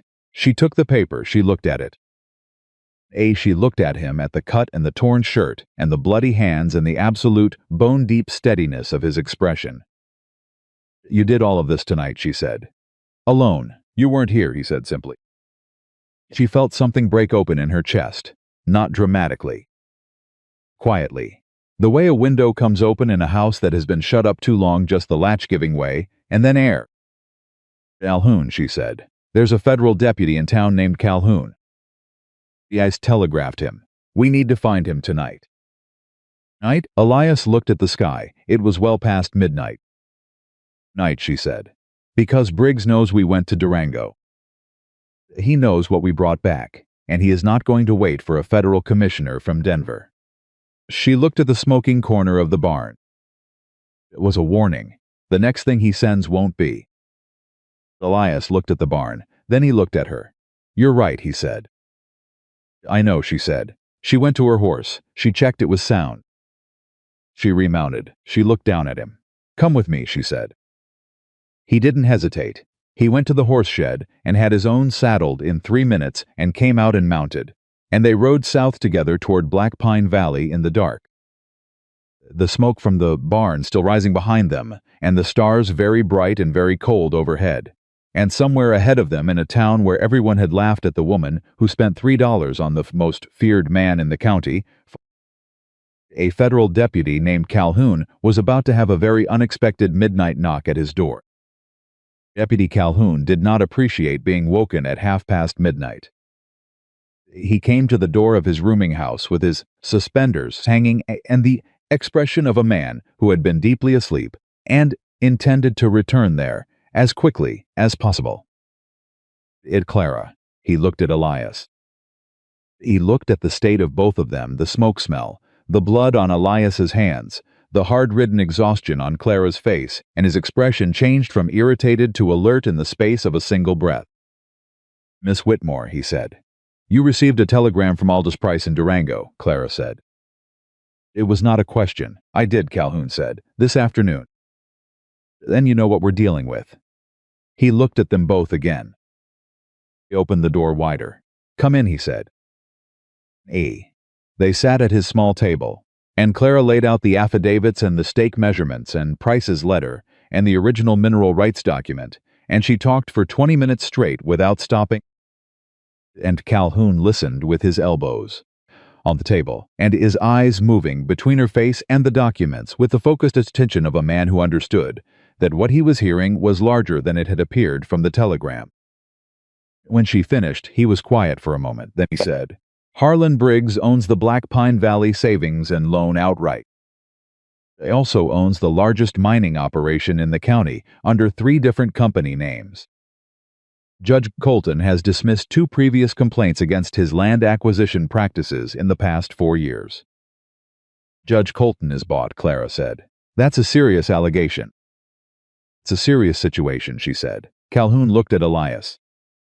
"Dear Hawthorne." "Yes," Elias said. "Price's telegram mentioned your name. Said you had knowledge of the Creed operations 12 years ago. My father's property. Same method, same result. Testify to that formally." "I already signed the affidavit in Durango," Elias said. "I'll say it in any court that'll listen." Calhoun sat back in his chair. He ran a hand through his still sideways hair. "The federal commissioner's men are coming from Denver," he said. "Price told me 5 to 7 days. Briggs set fire to her barn tonight," Elias said. "He's already moved past warnings. He's not going to wait 5 to 7 days. "What do you need from me?" Calhoun said. "Ride out to the property with us tonight," Clara said. "As a federal witness. If Briggs's men come back while you're there, whatever they do happens in front of a deputy. And if Briggs tries to push the property transfer through Judge Colton before the commissioner arrives." "I can file an emergency federal hold," Calhoun said. "It bypasses the territorial court entirely. Colton can't touch it." "Can you do that tonight?" Clara said. "I can do it right now," he said. He was dressed and at his desk writing the hold within 5 minutes. He rode back to the property, 3 abreast in the dark, Calhoun on Clara's left and Elias on her right, and nobody said much because there was nothing useful to say. The hold was written and signed. The affidavits were in Calhoun's saddlebag. The next move was Briggs's. They all knew it. The barn corner was still smoking faintly when they rode through the gate, but it had not rekindled. Elias had built the original barn frame solid enough that the fire had eaten only the surface before he'd beaten it back, and what remained was charred but structurally intact. Calhoun looked at it. "He sent 3 men to do that," Elias said. "He sent 3 men, and they still didn't manage it," Calhoun said. "No," Elias said. Calhoun looked at Elias with a new quality of attention, the look of a man recalibrating what he was dealing with, not in a threatening way, but with something that was closer to respect than anything else. "I'll take the porch," Calhoun said. "You 2 get some sleep if you can." "In the barn," Elias said. "I'll be inside," Clara said. She went in. She lay down on her bed without removing her boots, and stared at the ceiling and was asleep in 4 minutes because her body had simply run out of available hours. She woke to the sound of horses at dawn. Not the soft, familiar sounds of her own animals in the paddock. The hard, purposeful sounds of horses coming fast up the south road, and multiple animals, more than 4. She was on her feet and at the door, before the sound fully registered in her waking mind. Calhoun was already on his feet at the porch rail. Elias was already outside, standing at the gate, and coming up the south road was Harlan Briggs with 8 men behind him and Judge Colton riding at his side. Clara stopped at the porch edge and looked at the size of what was coming and felt her stomach go cold. 8 men, the judge, and Briggs in front of them all with the face of a man who had decided the time for subtlety was completely finished. They pulled up at the gate. Briggs didn't dismount this time. "Miss Whitmore," he called, loud enough to carry to the porch. "Judge Colton has issued a foreclosure order on this property effective immediately. You have 1 hour to collect your personal belongings." Calhoun stepped forward from the porch. "Deputy U.S. Marshal Calhoun," he said loud and clear. "That foreclosure order is superseded by the federal emergency property hold filed at 2 o'clock this morning, under the authority of the Territorial Federal Commissioner's Office in Denver. This property is under federal jurisdiction pending investigation. Territorial court order has standing here." Judge Colton, a thin man with a gray beard, and the permanently aggrieved expression of someone who had been comfortable for too long to tolerate disruption, pulled himself up in his saddle. "I am not aware of any federal hold," he said stiffly. "You are now," Calhoun said. He held up the document. "I'll file a copy at the Federal Registry in Durango today. You're welcome to contest it before the federal commissioner when his men arrive from Denver. That'll be in approximately 5 days." Briggs looked at Calhoun. His jaw was working. "You have no authority to," he started. "I have precisely the authority I stated," Calhoun said. "I'd recommend, Mr. Briggs, that you consider carefully what you do in the next 60 seconds, because a federal deputy is standing in front of you, and everything you say and do from this point forward is part of the official record." The 8 men behind Briggs had gone very still. These were hired men, and hired men understood the difference between a local dispute and a federal matter. A local dispute had outcomes that could be managed. A federal matter had outcomes that followed you. Briggs understood it too. He sat on his horse and looked at Calhoun and then at Clara and then at Elias, and his face cycled through several things in quick succession: fury, calculation, and something that was almost fear but was too practiced to quite get there, and then he pulled his horse around without a word and rode back down the south road, and the 8 men went with him, and Judge Colton went last. And the judge's expression as he turned away was the expression of a man who knew he had just been on the wrong side of something that was about to become very large indeed. Clara stood on the porch and watched them go. Her hands were shaking slightly, and she pressed them flat against her thighs so nobody would see it. Calhoun looked at her. "You all right, Miss Whitmore?" "Fine," she said. Her voice was steady. "Thank you, Deputy." "Don't thank me yet," Calhoun said. "He'll find another angle. Men like Briggs always do." "What angle does he have left?" she said. Calhoun was quiet for a moment. "The mineral rights agreement is still technically valid until Price's investigation voids it," he said. "If Briggs decides to begin physical extraction on the ridge before the federal hold extends to cover the survey rights." "He can't extract without equipment," Elias said. He had walked back from the gate and was standing at the foot of the porch steps. "Not from that vein. It's deep enough that you'd need at least a small stamp mill and a crew of 10, minimum." "Could he bring equipment in fast enough?" Clara said. Elias thought about it. "Not before Denver's men arrive. Not if you push Price to move the timeline. Then I need to go back to Durango," Clara said. "You were just in Durango," Calhoun said. "Yes," she said. "I need to go again." She looked at Elias. He looked back at her. "I'll go," he said. She stared at him. "You've been the one riding," he said. "You've done 2 days of hard travel in 3 days. Know the Durango road." He paused. "And I know Price or I will by the time I'm done talking to him. Let me go." Clara looked at him for a long moment. She was not a woman who found it easy to let other people carry things for her. Nay, she had spent 14 months being entirely certain that if she put anything down even briefly, it would not be there when she reached for it again. She said. "Calhoun's here," Elias said. Looked at Calhoun. "I'm not going anywhere," Calhoun said. She looked back at Elias. Something passed between them that was not quite words, and not quite anything else, a negotiation conducted entirely in the language of two people who had been paying close attention to each other for 2 weeks and had learned how to read what the other one wasn't saying. Be back by day after tomorrow, she said. Tonight if the horse holds, he said. He went and saddled up and rode south, and she watched him go from the gate the same way he had watched her go 2 days before, and she understood now why he had stood there as long as he did. It was not a comfortable thing to watch someone ride away when you had started to depend on them being there. The day was long and quiet in the way that days were quiet when something large was gathering just outside of view. Calhoun kept watch. Clara worked.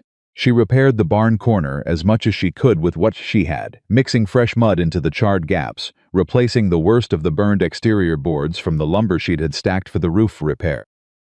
Neighbors came, not the ones she'd expected, not the Dodds, who had watched her drive out of the auction square, with tight-lipped disapproval, but the Millers from the East Road, old Hank Pierce who ran the feed operation 2 miles north, and a woman named Josephine Tatum who had lost her own husband the year before and had been managing a small horse operation alone since. Josephine Tatum looked at the burned barn corner and said, "I heard what Briggs tried to do this morning." "News travels fast," Clara said. "It does when people are watching," Josephine said. "Half the county has been watching you, Clara, watching to see if you'd fold." "I didn't fold," Clara said. "No," Josephine said. "Didn't." She paused. "There's others in this county who've had dealings with that man, and his bank and his acquisition companies. Others who kept quiet because they were alone." She looked at Clara steadily. "They're not quiet anymore." By early afternoon, Clara had 6 signed statements from neighboring property owners documenting irregularities in their own dealings with First Territorial Bank and its associated land acquisition interests. To ascribed survey activity on their properties that preceded loan calls by less than a year. The pattern that Price had called a missing anchor was beginning to look like an entire map. She was organizing the statements at the kitchen table when she heard the commotion outside. She came to the door. Wagon had come up the south road, not Briggs's men, not anything threatening, just a wagon with 2 men on the bench, and both men were strangers, and Calhoun was talking to them at the gate with his hand on his sidearm. Then one of the men said something, and Calhoun's hand came off his sidearm, and Calhoun turned toward the house. "Miss Whitmore," he called, "you need to come hear this." The 2 men were miners. Not current miners, former miners, they said, who had worked a claim up near the Creed territory 12 years ago and had been subcontracted by a survey operation to document mineral deposits in a specific area. The area included the property above Black Pine Valley. Documented that silver vein 11 years ago, the older of the 2 said. His name was Ferris. He had the hands and the face of a man who had spent decades in hard environments. Wrote it up and filed the report, got paid, and that's. Never thought about it again until the federal marshal's office sent out an inquiry 2 weeks ago, asking about survey records from that period. Clara went very still. "The federal marshal's office," she said. "Out of Denver," Ferris said. "They've been looking at Briggs for a while, ma'am." "Longer than you might think." He looked at her carefully. "They sent us down here because our survey report from 11 years ago was filed under a company name that doesn't match anything in the public record. Company name was GHM Mineral Solutions, the same initials. Different name, same man. He was operating under that name before he set up in Black Pine Valley," Clara said. "Yes, ma'am. And the Denver office believes they can tie at least 6 property seizures across 3 counties to survey that preceded loan calls under that company name." Ferris paused. "They've been building this case for 16 months, like I said." What they didn't have was someone on the ground in Black Pine County who could connect the physical evidence to the existing documentation. "Until now," Clara said. "Until you filed that complaint in Durango," Ferris said. "That's what opened the door, ma'am. That's what connected it all." She sat back in her chair. She thought about James. about a letter he'd signed without knowing what he was signing. About a man who had been building a trap for years before the trap was ever sprung. Yeah. About Elias Hawthorne on an auction platform, chained and sold for $3 to get him out of the county before anyone started pulling the pieces together. She thought about $3. When are the Denver men arriving? She asked. Day after tomorrow, Ferris said. Maybe sooner. Deputy Marshal Calhoun here can confirm the timeline. Calhoun nodded. That means Briggs has less time than he thought, Clara said. Yes, ma'am, Ferris said. And he knows it. We passed through town on our way out here, and the word is already spreading that federal men are coming. You should know Briggs has been at the bank since this morning. His people have been moving documents. Clara looked at Calhoun. Can you stop that, she said. Not without a specific federal seizure order, Calhoun said. Don't have yet. Then we need Elias back, she said. With whatever Price can give us.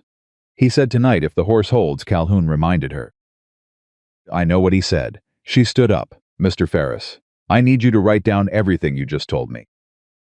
Every detail, with dates. She pushed a pen and paper across the table. And I need you to be willing to say it again, in front of a federal commissioner.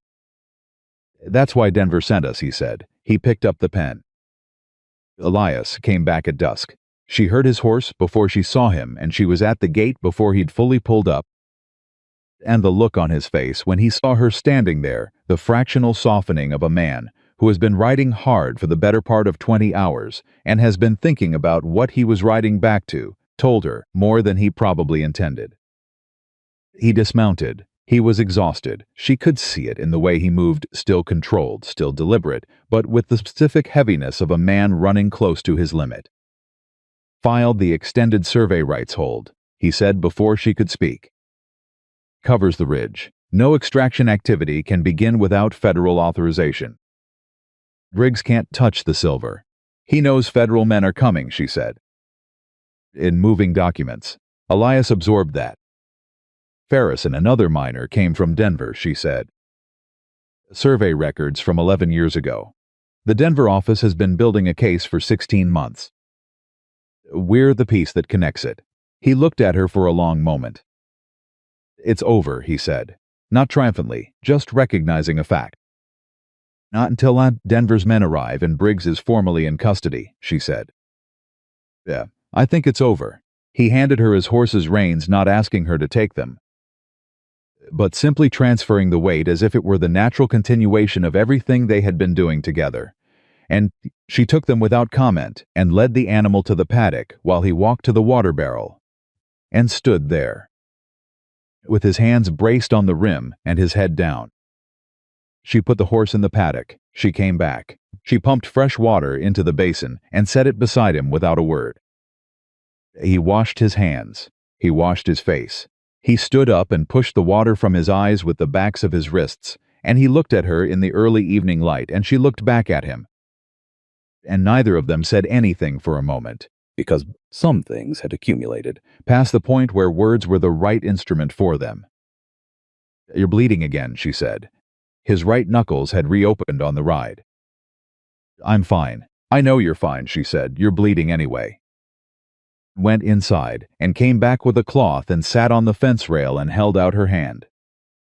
Looked at it. Elias, she said patiently. He sat beside her on the rail. He put his hand in hers. She wrapped the cloth around his knuckles and tied it and did not let go right away. When this is done, she said. When Denver's men have come and gone and Briggs is dealt with and the land is legally clear, she stopped. She kept her eyes on his hand. What do you want? He was quiet. I'm not asking what you'll settle for, she said. I'm asking what you want. The evening was very still. The mountains to the north were going dark, the ridge losing its detail into shadow, the silver beneath it invisible and silent and waiting. He stopped. Tried again. I've been on that mountain for 12 years, Clara. I know how to survive. I know how to be alone. Another stop. I don't know how to want things anymore. I stopped letting myself. Looked at him. Then start again, she said. Here, he looked at her face, her honest, tired, absolutely serious face. This, he said. low. "This ranch?" she said. "This," he said again, and the way he said it the second time made it clear he did not mean the ranch. Something opened in her chest, that window again, wide this time, all the way. "Didn't say anything." She turned back to his hand, finished the wrapping, straightened the knot. She did not let go. He did not pull away. They sat on the fence rail in the gathering dark while Calhoun kept watch on the porch and the horses moved softly in the paddock and somewhere on the south road, completely unsuspecting. The last 24 hours of Harlan Briggs's career as an untouchable man were quietly counting down to their end. The Denver men arrived not in 5 days but in 3. 4 federal deputies and an assistant commissioner named Hargrove, who had the look of a man who had been working this particular case in particular for a very long time, and had been waiting for exactly the end of anchor that Clara's complaint had provided. They came to the property first. Hargrove sat at Clara's kitchen table and read every document she had, and asked her questions for 2 hours, and when he was done, he shook her hand and said, "Miss Whitmore, Miss, you have done what a great many people, with considerably more resources than you have been unable to do." "I had help," she said. She looked at Elias, who was standing at the back of the room.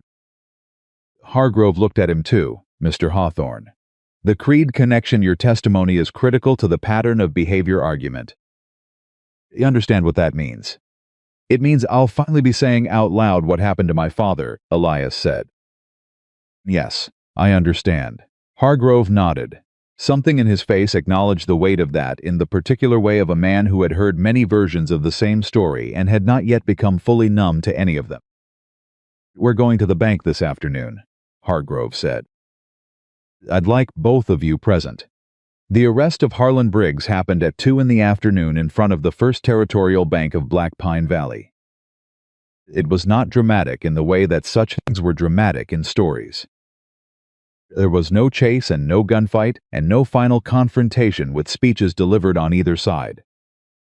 Nay, there was only a man in a good coat coming out of the bank door and stopping dead at the sight of 4 federal deputies and an assistant commissioner blocking his way.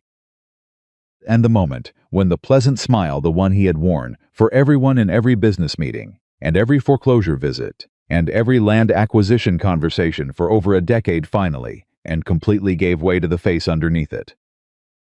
The face underneath was afraid. Clara watched it happen from across the street. She stood with Elias and Calhoun and Josephine Tatum and old Hank Pierce, and a growing number of people who had gathered because word in a small town traveled fast. And she watched Harlan Briggs's hands be taken and the document be read to him and the thing be done. She did not feel triumphant. She felt tired and clear. And clean in a way she had not felt in a very long time. Elias stood beside her. He did not say anything. He stood close enough that his arm was against her shoulder, and he stayed there, solid and quiet. While Briggs was walked to the deputy's wagon, and the crowd around them buzzed with the specific excited noise of a community, realizing it had been lied to for years and that the lie was now over. Dodd, the neighbor who had told her she'd lost her mind in the auction square, appeared at Clara's left side. He looked at the wagon where Briggs was being loaded. He looked at Clara. He said, "I owe you an apology, Miss Whitmore."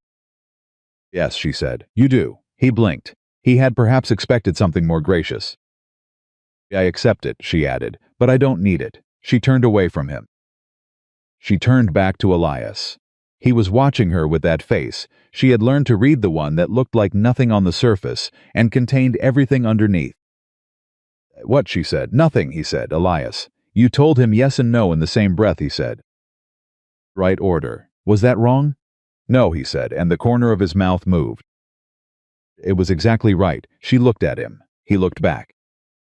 Around them the town of Black Pine Valley reorganized itself around a new truth, and the afternoon sun came down on the main street, and the mountains stood behind everything, patient as they had always been, full of silver that now belonged to the woman who had refused to let it be taken from her.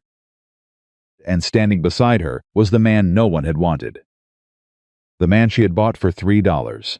The man who had turned out to be the most valuable thing in the entire county. Not for the silver, not for what he knew, but for what he had chosen, every single day, to be. The day after Briggs was taken away in that federal wagon, the silence felt different. Not the silence of a woman alone on a failing ranch, counting days until a banknote came due. Not the silence of 14 months of grief pressing down on every room in the house. This was the silence of something, the particular quiet that settled after a long storm when the air was still charged, but the worst of it had passed. Ata woke before dawn, the way she always did, and she lay in bed for a moment and took inventory of the world, the way she had every morning for the past 14 months, cataloging what remained and what didn't. Note on the property was frozen under federal hold, pending full investigation. Price had confirmed that the original mineral rights agreement was being voided on grounds of fraudulent misrepresentation. Hargrove's office would be filing federal charges against Briggs, whose real name, as additional documentation from Denver had confirmed, actually Harold Gideon Marsh Briggs, which explained the initials and also explained a great deal about a man who changed names the way other men changed coats. The ranch was hers, the silver in the ridge was hers, and the man sleeping in the barn loft had 11 days left on his 60-day court labor agreement. Up, she put on her boots, she went outside. He was already at the water barrel, the way he always was. She had stopped being surprised by it a week ago. She simply accepted it as one of the fixed facts of early morning, like the way the light came first to the eastern ridge, and the way the horses always moved to the south fence at sunrise looking for the first grass. She walked to him and held out a cup of coffee. He took it. They stood at the water barrel and drank their coffee in the early gray light without speaking, the way they had developed the habit of doing, not because there was nothing to say, but because this particular silence had become something they both valued. It was not the silence of people who had run out of words. It was the silence of people who had enough words between them that they didn't always need to use them. Hargrove's men left this morning, she said. I saw them ride out, he said. Calhoun, yes. She looked toward the north ridge. The early light was just beginning to touch the top of it, the very peak going gold, while everything below was still gray. 11 days, she said. He was quiet. On the agreement, she said. 11 days left. I know how to count, he said. I know you do. She looked at her coffee cup. I want to talk about what comes after. He turned his head to look at her. You said the other night on the fence rail. She stopped. Started again. You said this. When I asked what you wanted. I remember what I said, he said. I want to know if you meant it. The pause that followed was short, but it was the kind of short pause that contained a great deal of deliberation. I meant it, he said. Then I need you to understand what this actually is, she said. This is a ranch that needs rebuilding from the ground up. Is a silver deposit that is going to require legal negotiations I've never navigated before. This is a county full of people who spent 2 weeks calling you a wild man and me a fool, and who are now going to spend the next year trying to figure out how to act like they didn't. She paused. This is not simple, this is not easy. And I want to be honest with you, I am not a simple or easy person. No, he said, you're not. I'm telling you that as a warning. I'm receiving it as a fact, he said. I've been watching you for 3 weeks. I already know what you are. She looked at him, she said. And I'm still standing here, he said. Something settled in her chest, deep and quiet and absolutely certain, the way things settled when they were true. All right, she said. All right, he said. She went inside to start breakfast. Went to the barn to start work, and the day began. The letter from Denver arrived days later. It came by federal courier, a young man on a fast horse who handed Clara a sealed envelope with the commissioner's seal on it, and waited while she read it, and then asked if there was a reply. She read it twice. Then she sat down at the kitchen table and read it a third time. The federal commissioner's office had completed its preliminary investigation of Briggs's operations across Black Pine and 2 neighboring counties.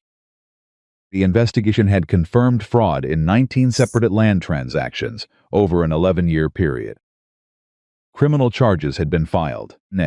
Additionally, investigation had determined that the original mineral rights agreement signed by James Whitmore was void ab initio, meaning legally it had never existed at all.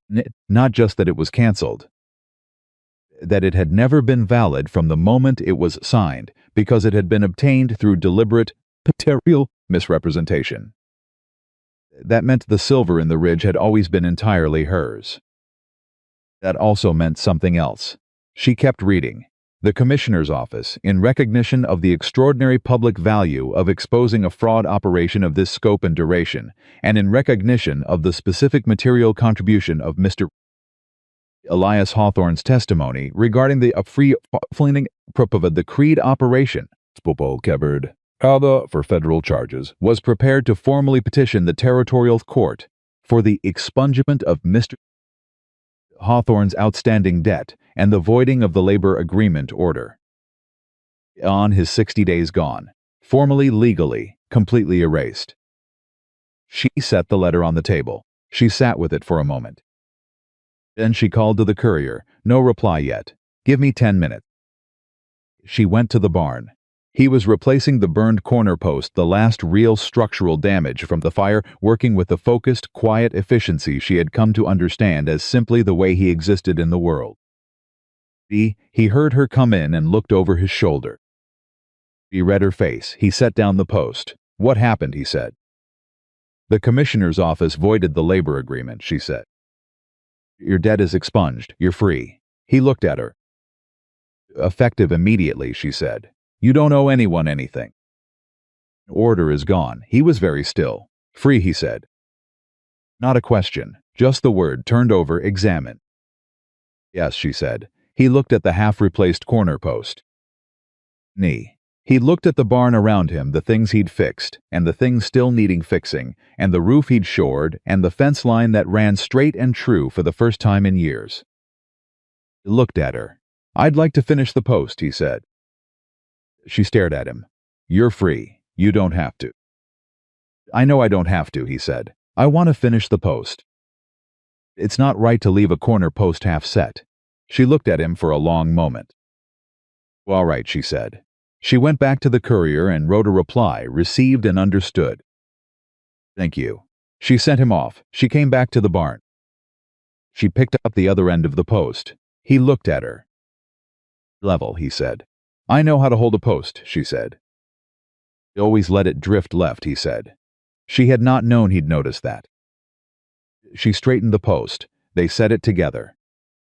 3 days after the letter arrived, something happened in town that Clara would not fully understand the significance of until later. She drove in for supplies, flour and coffee and nails and a length of new rope, and Elias came with her, which he had not done before. He had avoided Black Pine Valley the way a man avoided a place where he'd been publicly humiliated, which was entirely reasonable, and she had not pressed him on it. But on this particular morning, he simply climbed up onto the wagon bench beside her, without explanation, and she drove them both into town without comment. The square was busy, a Thursday market day, people from surrounding ranches and farms in for their weekly provisions. They pulled up at the general store, and something happened that she had not anticipated. Hank Pierce came over from the feet africaine across the square, moving with the determined speed of a man who had decided on something and intended to carry it out before he could reconsider. He came up to the wagon, and he looked at Elias, and he put out his hand. I owe you an apology, Pierce said. I laughed at that auction. I ain't proud of it. Elias looked at the outstretched hand. Then he shook it. Appreciate it, he said. Pierce nodded and went back across the square. Before Clara had finished tying off the horse, 2 more men had come over. Then a woman, the wife of the miller, who had pressed her lips together at the auction and said nothing, and who now pressed them together again and said, You did right by this county, Mr. Hawthorne, and I'm sorry we made it harder than it needed to be. Ma'am, Elias said. She went on her way. Anne. Clara watched it happen the way you watch something you had hoped for, but had not been certain of, with a careful, contained relief, not wanting to press too hard, in case it was more fragile than it looked. It was not fragile. By the time they came out of the general store with their supplies, Culliver the auctioneer himself The man who had made jokes from the platform while Elias stood in chains was waiting at the wagon, and with his hat in his hands and the expression of a man who had spent several days building up to an extremely uncomfortable but necessary action. "Mr. Hawthorne," Culliver said. Elias stopped. "I conducted that auction," Culliver said. "And I conducted it the way I did because—" He stopped. Tried again. "Because it was easy, because everybody else was laughing and it was easy." He turned his hat in his hands.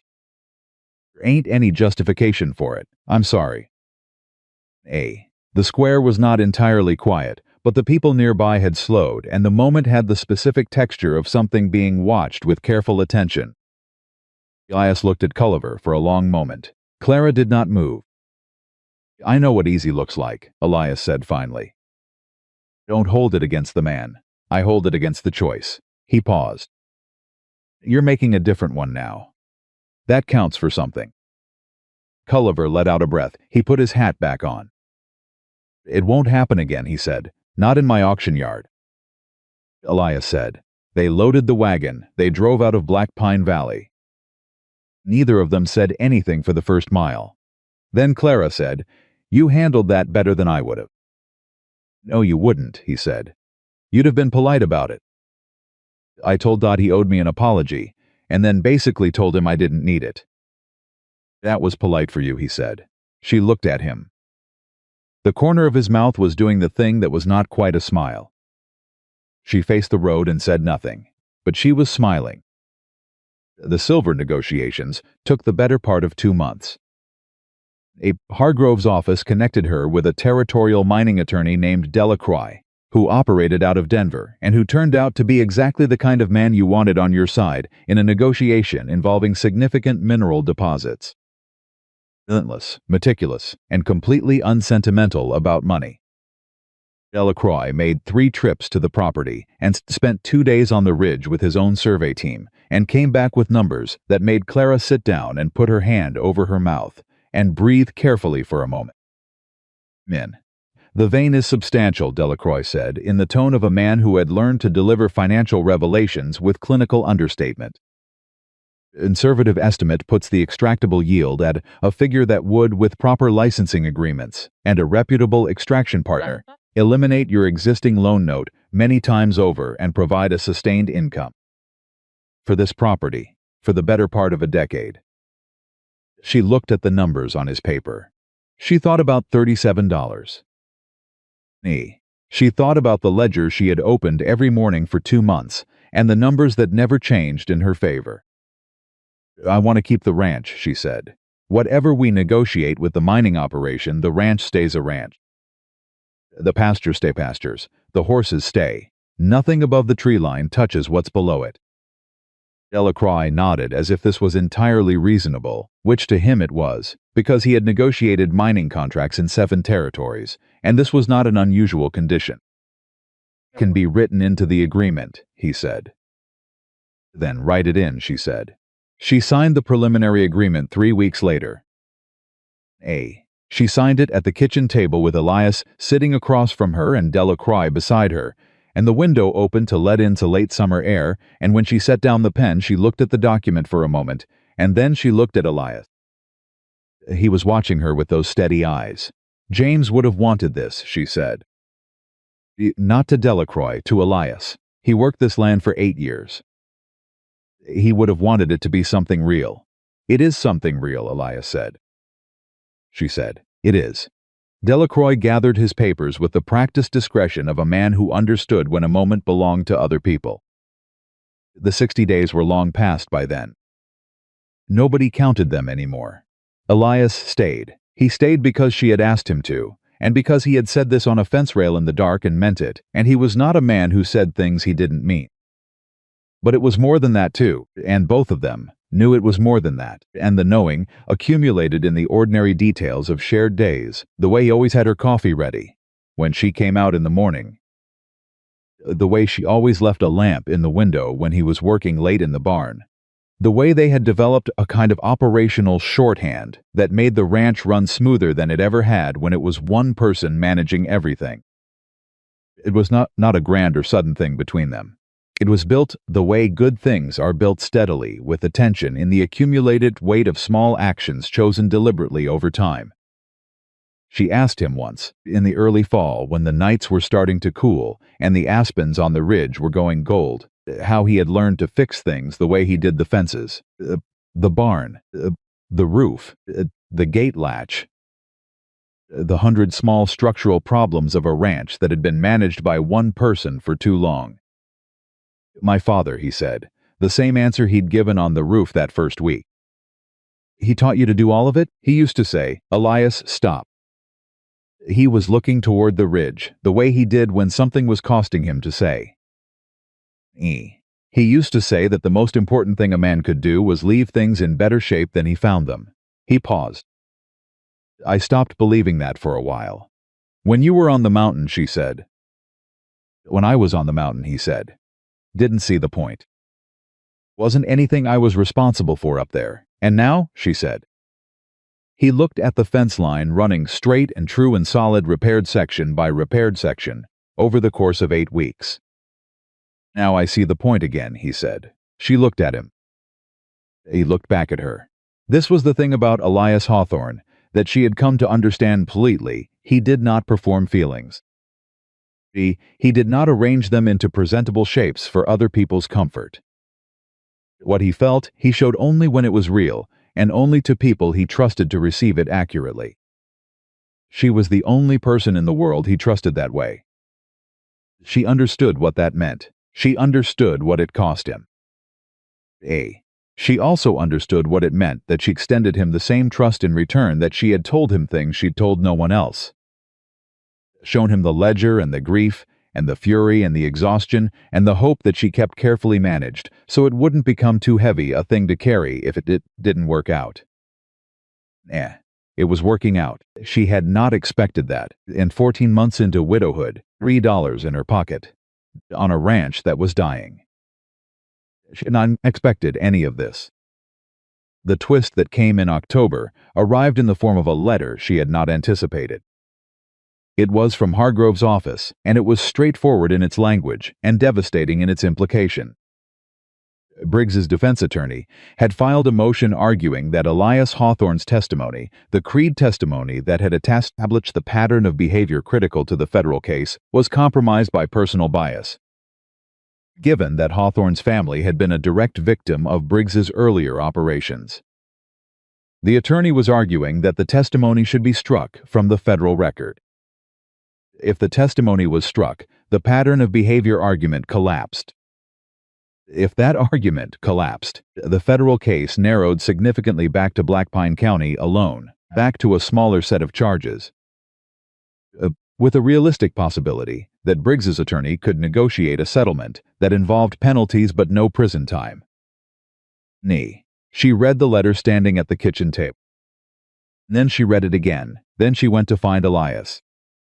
He was at the upper fence line, the last section that hadn't been fully rebuilt. The letter where he stood. He read it once and handed it back. They're trying to discredit me, he said. Yes, because without the Creed connection, it's just Blackpine County. N case. Yes, and if it's smaller stakes. He might not go to prison, Clara said. He might pay a fine. He might walk out of a federal holding facility in Denver in 18 months and start over somewhere else. Elias was quiet. The wind came down from the ridge and moved through the grass between them and went on. What do we do? She said. He looked at the letter. Need corroboration, he said. My testimony alone is a man with a grievance. My testimony plus documented evidence is something else. What documented evidence exists from 12 years ago? My father's original loan papers, he said, if they still exist. The survey company that operated under the GHM name in Creed Ferris said they filed a report. That report exists in federal records. Ferris has already provided that to Hargrove, she said. No, but there's something else. He stopped. His jaw worked for a moment. There's a woman in Creed named Eleanor Voss. She was my father's nearest neighbor. She was at the property the day the final eviction happened. She saw everything. He paused. I haven't spoken to her in 12 years. I don't know if she's still there. I don't know if she'd talk. Looked at him. I need to go to Creed, he said. She looked at him for a long moment. Creed was 3 days' ride north. It was up October. The mountain passes were not yet closed, but they were getting close. I know, she said. If I leave now, I'll be here, she said. Nettie. He looked at her. I know. She said again, and this time she meant something slightly different by it, and they both understood that too. She left the next morning. She stepped the next north and did not let herself stand at the gate too long. She had a ranch to run. He was gone for 9 days. On the 4th day, she received a telegram from him, 3 sentences. Eleanor Voss is alive.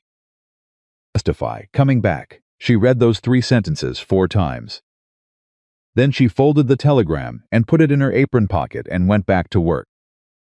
He came back on the 9th day in the late afternoon, riding hard, coming up the South Road with the specific urgency of a man who has been away and is correcting that condition as fast as his horse will allow.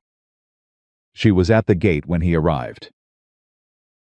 He pulled up and dismounted, and he was travel-worn and tired, and his jaw was dark with 9 days of growth, and he looked at her like a man who had been away and was making sure everything he'd left behind was still there.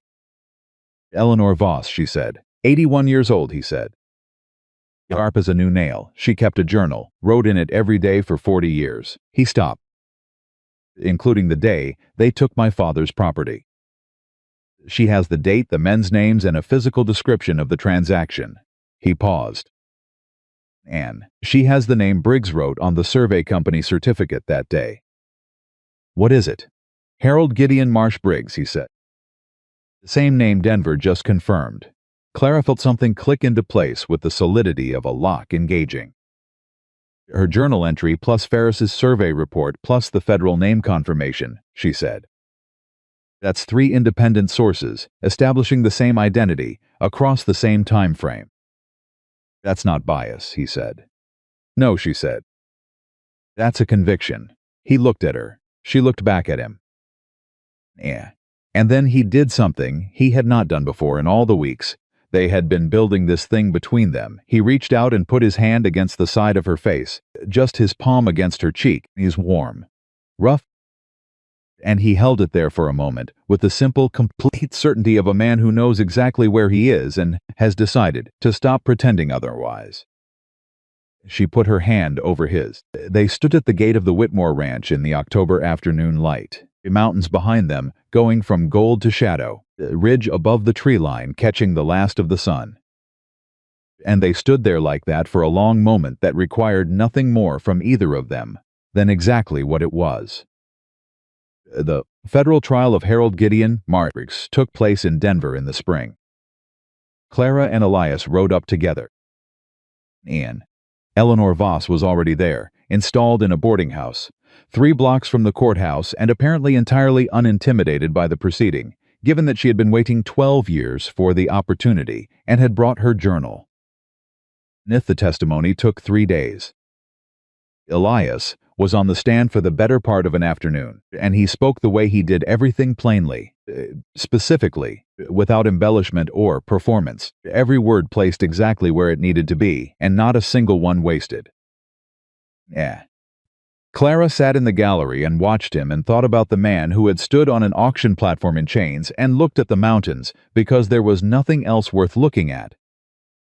And she thought about how many versions of a person could exist inside one life if the circumstances allowed them to emerge. Jury deliberated for 4 hours. They came back with guilty on 11 of 14 counts, including federal land fraud, fraudulent misrepresentation, and criminal conspiracy spanning multiple jurisdictions over a period of 12 years. Harlan Briggs was sentenced to 14 years in federal prison. He was led out of the courtroom past the gallery, and he walked past Clara and Elias without stopping, without turning his head. But Clara watched his face as he passed, and she saw something there that she had not expected to see, not anger, not defiance, a specific, hollowed exhaustion. Face of a man who had run a very long and very complicated con and had finally, completely run out of road. She did not feel sorry for him. She felt sorry for her husband, who had not lived to see it. She felt sorry for Elias's father, who had not lived to see it either. She sat in the gallery after the room had cleared, and she sat quietly for a moment with those two sorrows, giving them the space they deserved. Elias sat beside her. He didn't try to move her past it. Nah, he just sat there, his arm against hers, and present and patient, the way he was present and patient with everything that mattered. After a while, she said, "James would have liked you." Elias looked at her. He had no patience for nonsense, she said. And he respected people who worked hard and meant what they said. "Abar," Elias said. "You'd have cleared it," she said. He looked at his hands. "Your father would have liked this ranch," she said. "He would have liked what you've done with it." Elias was quiet for a long moment. He said, "He would have." She took his hand. Nay. He held it. They sat in the empty Denver courthouse, with spring coming in through the high windows. Two people, who had been broken by the world in different ways at different times, sitting with their losses and their victories together, which was the only way either could be properly held. They were married in June. Not in the church, in Black Pine Valley, because neither of them was particularly interested in spectacle. In the front yard of the Whitmore Ranch, with Calhoun standing up with Elias and Josephine Tatum standing up with Clara and old Hank Pierce conducting the proceeding, because it turned out Hank had a Justice of the Peace certification from 20 years ago that he had never mentioned to anyone, and he produced with visible pride when asked. It was a short ceremony. It was exactly right. Afterward, standing in the yard with the summer sun full on them, and the mountains visible in every direction, and the ridge above the tree line, bright and permanent in the midday light, Josephine Tatum handed Clara a glass of something cold and said, "I always said you were the most stubborn woman in this county." "You did not always say that," Clara said. "You only started saying that recently." "I thought it always," Josephine said. "I only started saying it recently because recent events have proved me right." Clara laughed. She could not remember the last time she had laughed like that fully, without calculating anything, without the part of her brain that was always watching the ledger interrupting to remind her of what was still owed. Nothing was owed, the note was paid, the land was clear. The silver in the ridge was being responsibly extracted by a licensed operation whose agreement specifically protected everything below the tree line, and the income from that agreement had rebuilt the barn and repaired every fence post on the property and purchased 4 new horses and was now sitting in a bank account at an institution that had no connection whatsoever to anyone named Briggs or Marsh or any combination thereof. She found Elias at the fence line after the guests had gone. He was exactly where she'd known he would be, not because he was avoiding the celebration, but because he was a man who existed most naturally in the middle of work. And standing around in a yard with glasses in their hands was not the kind of thing his hands knew how to do for very long. He was checking the last section of the east fence line. Running it with his hand the way he did, feeling for the give and the tension, reading it the way she had seen him read every structure on this property for the past year. She came up beside him. "Everything sound?" she said. "Everything sound," he said. She looked at the fence line. Nodded. "True, not a post out of level." Nan. She looked at the ridge, the way she often did it, was part of her thinking landscape now. The way James had always said, the mountains were part of how you thought out here, how you oriented yourself when everything else was uncertain. "Elias," she said. Why did you stay?" she asked. "The first time. After the 60 days were over and the debt was gone and you could have ridden anywhere." He stopped moving his hand along the fence rail. He turned and looked at her the way he had looked at her on the auction platform that first morning, directly, fully, without looking past or through. Because for the first time in 12 years, he said, "I was somewhere that felt like I was supposed to be there." She held his gaze, and because, he said, quieter, "You looked at me like I was a person. In that square. You looked at me like I was a person." And he stopped. Breathed. I had forgotten what that felt like. She reached out and put her hand over his on the fence rail. He turned his hand over and held hers. The summer stretched out around him, the full, rich, unhurried summer of a place that had been fought for and won. The horses in the pasture, and the fields coming green, and the mountains, standing over everything, the way they had stood over everything for 1,000 years before either of them existed and would stand long after. You are supposed to be here, she said. This is where you're supposed to be. He said nothing. He didn't need to. He lifted her hand and held it for a moment against his chest, where she could feel the steady, unhurried beat of a heart that had been a long time finding its way home. Stood at the fence line of the Whitmore Ranch, the Hawthorne Ranch now, both names on the deed, the way they had both agreed it should be, without argument, without negotiation. Because it was simply the right thing, and they both recognized right things when they saw them. The mountain above them held its silver in the dark of the rock, patient as it had always been. The summer ran warm and long and clear in every direction. And the woman who had spent her last $3 on the most feared man in Black Pine County, and the man who had spent 12 years on a mountain, believing there was nothing left worth coming down. For they stood together in the afternoon sun, and they were home.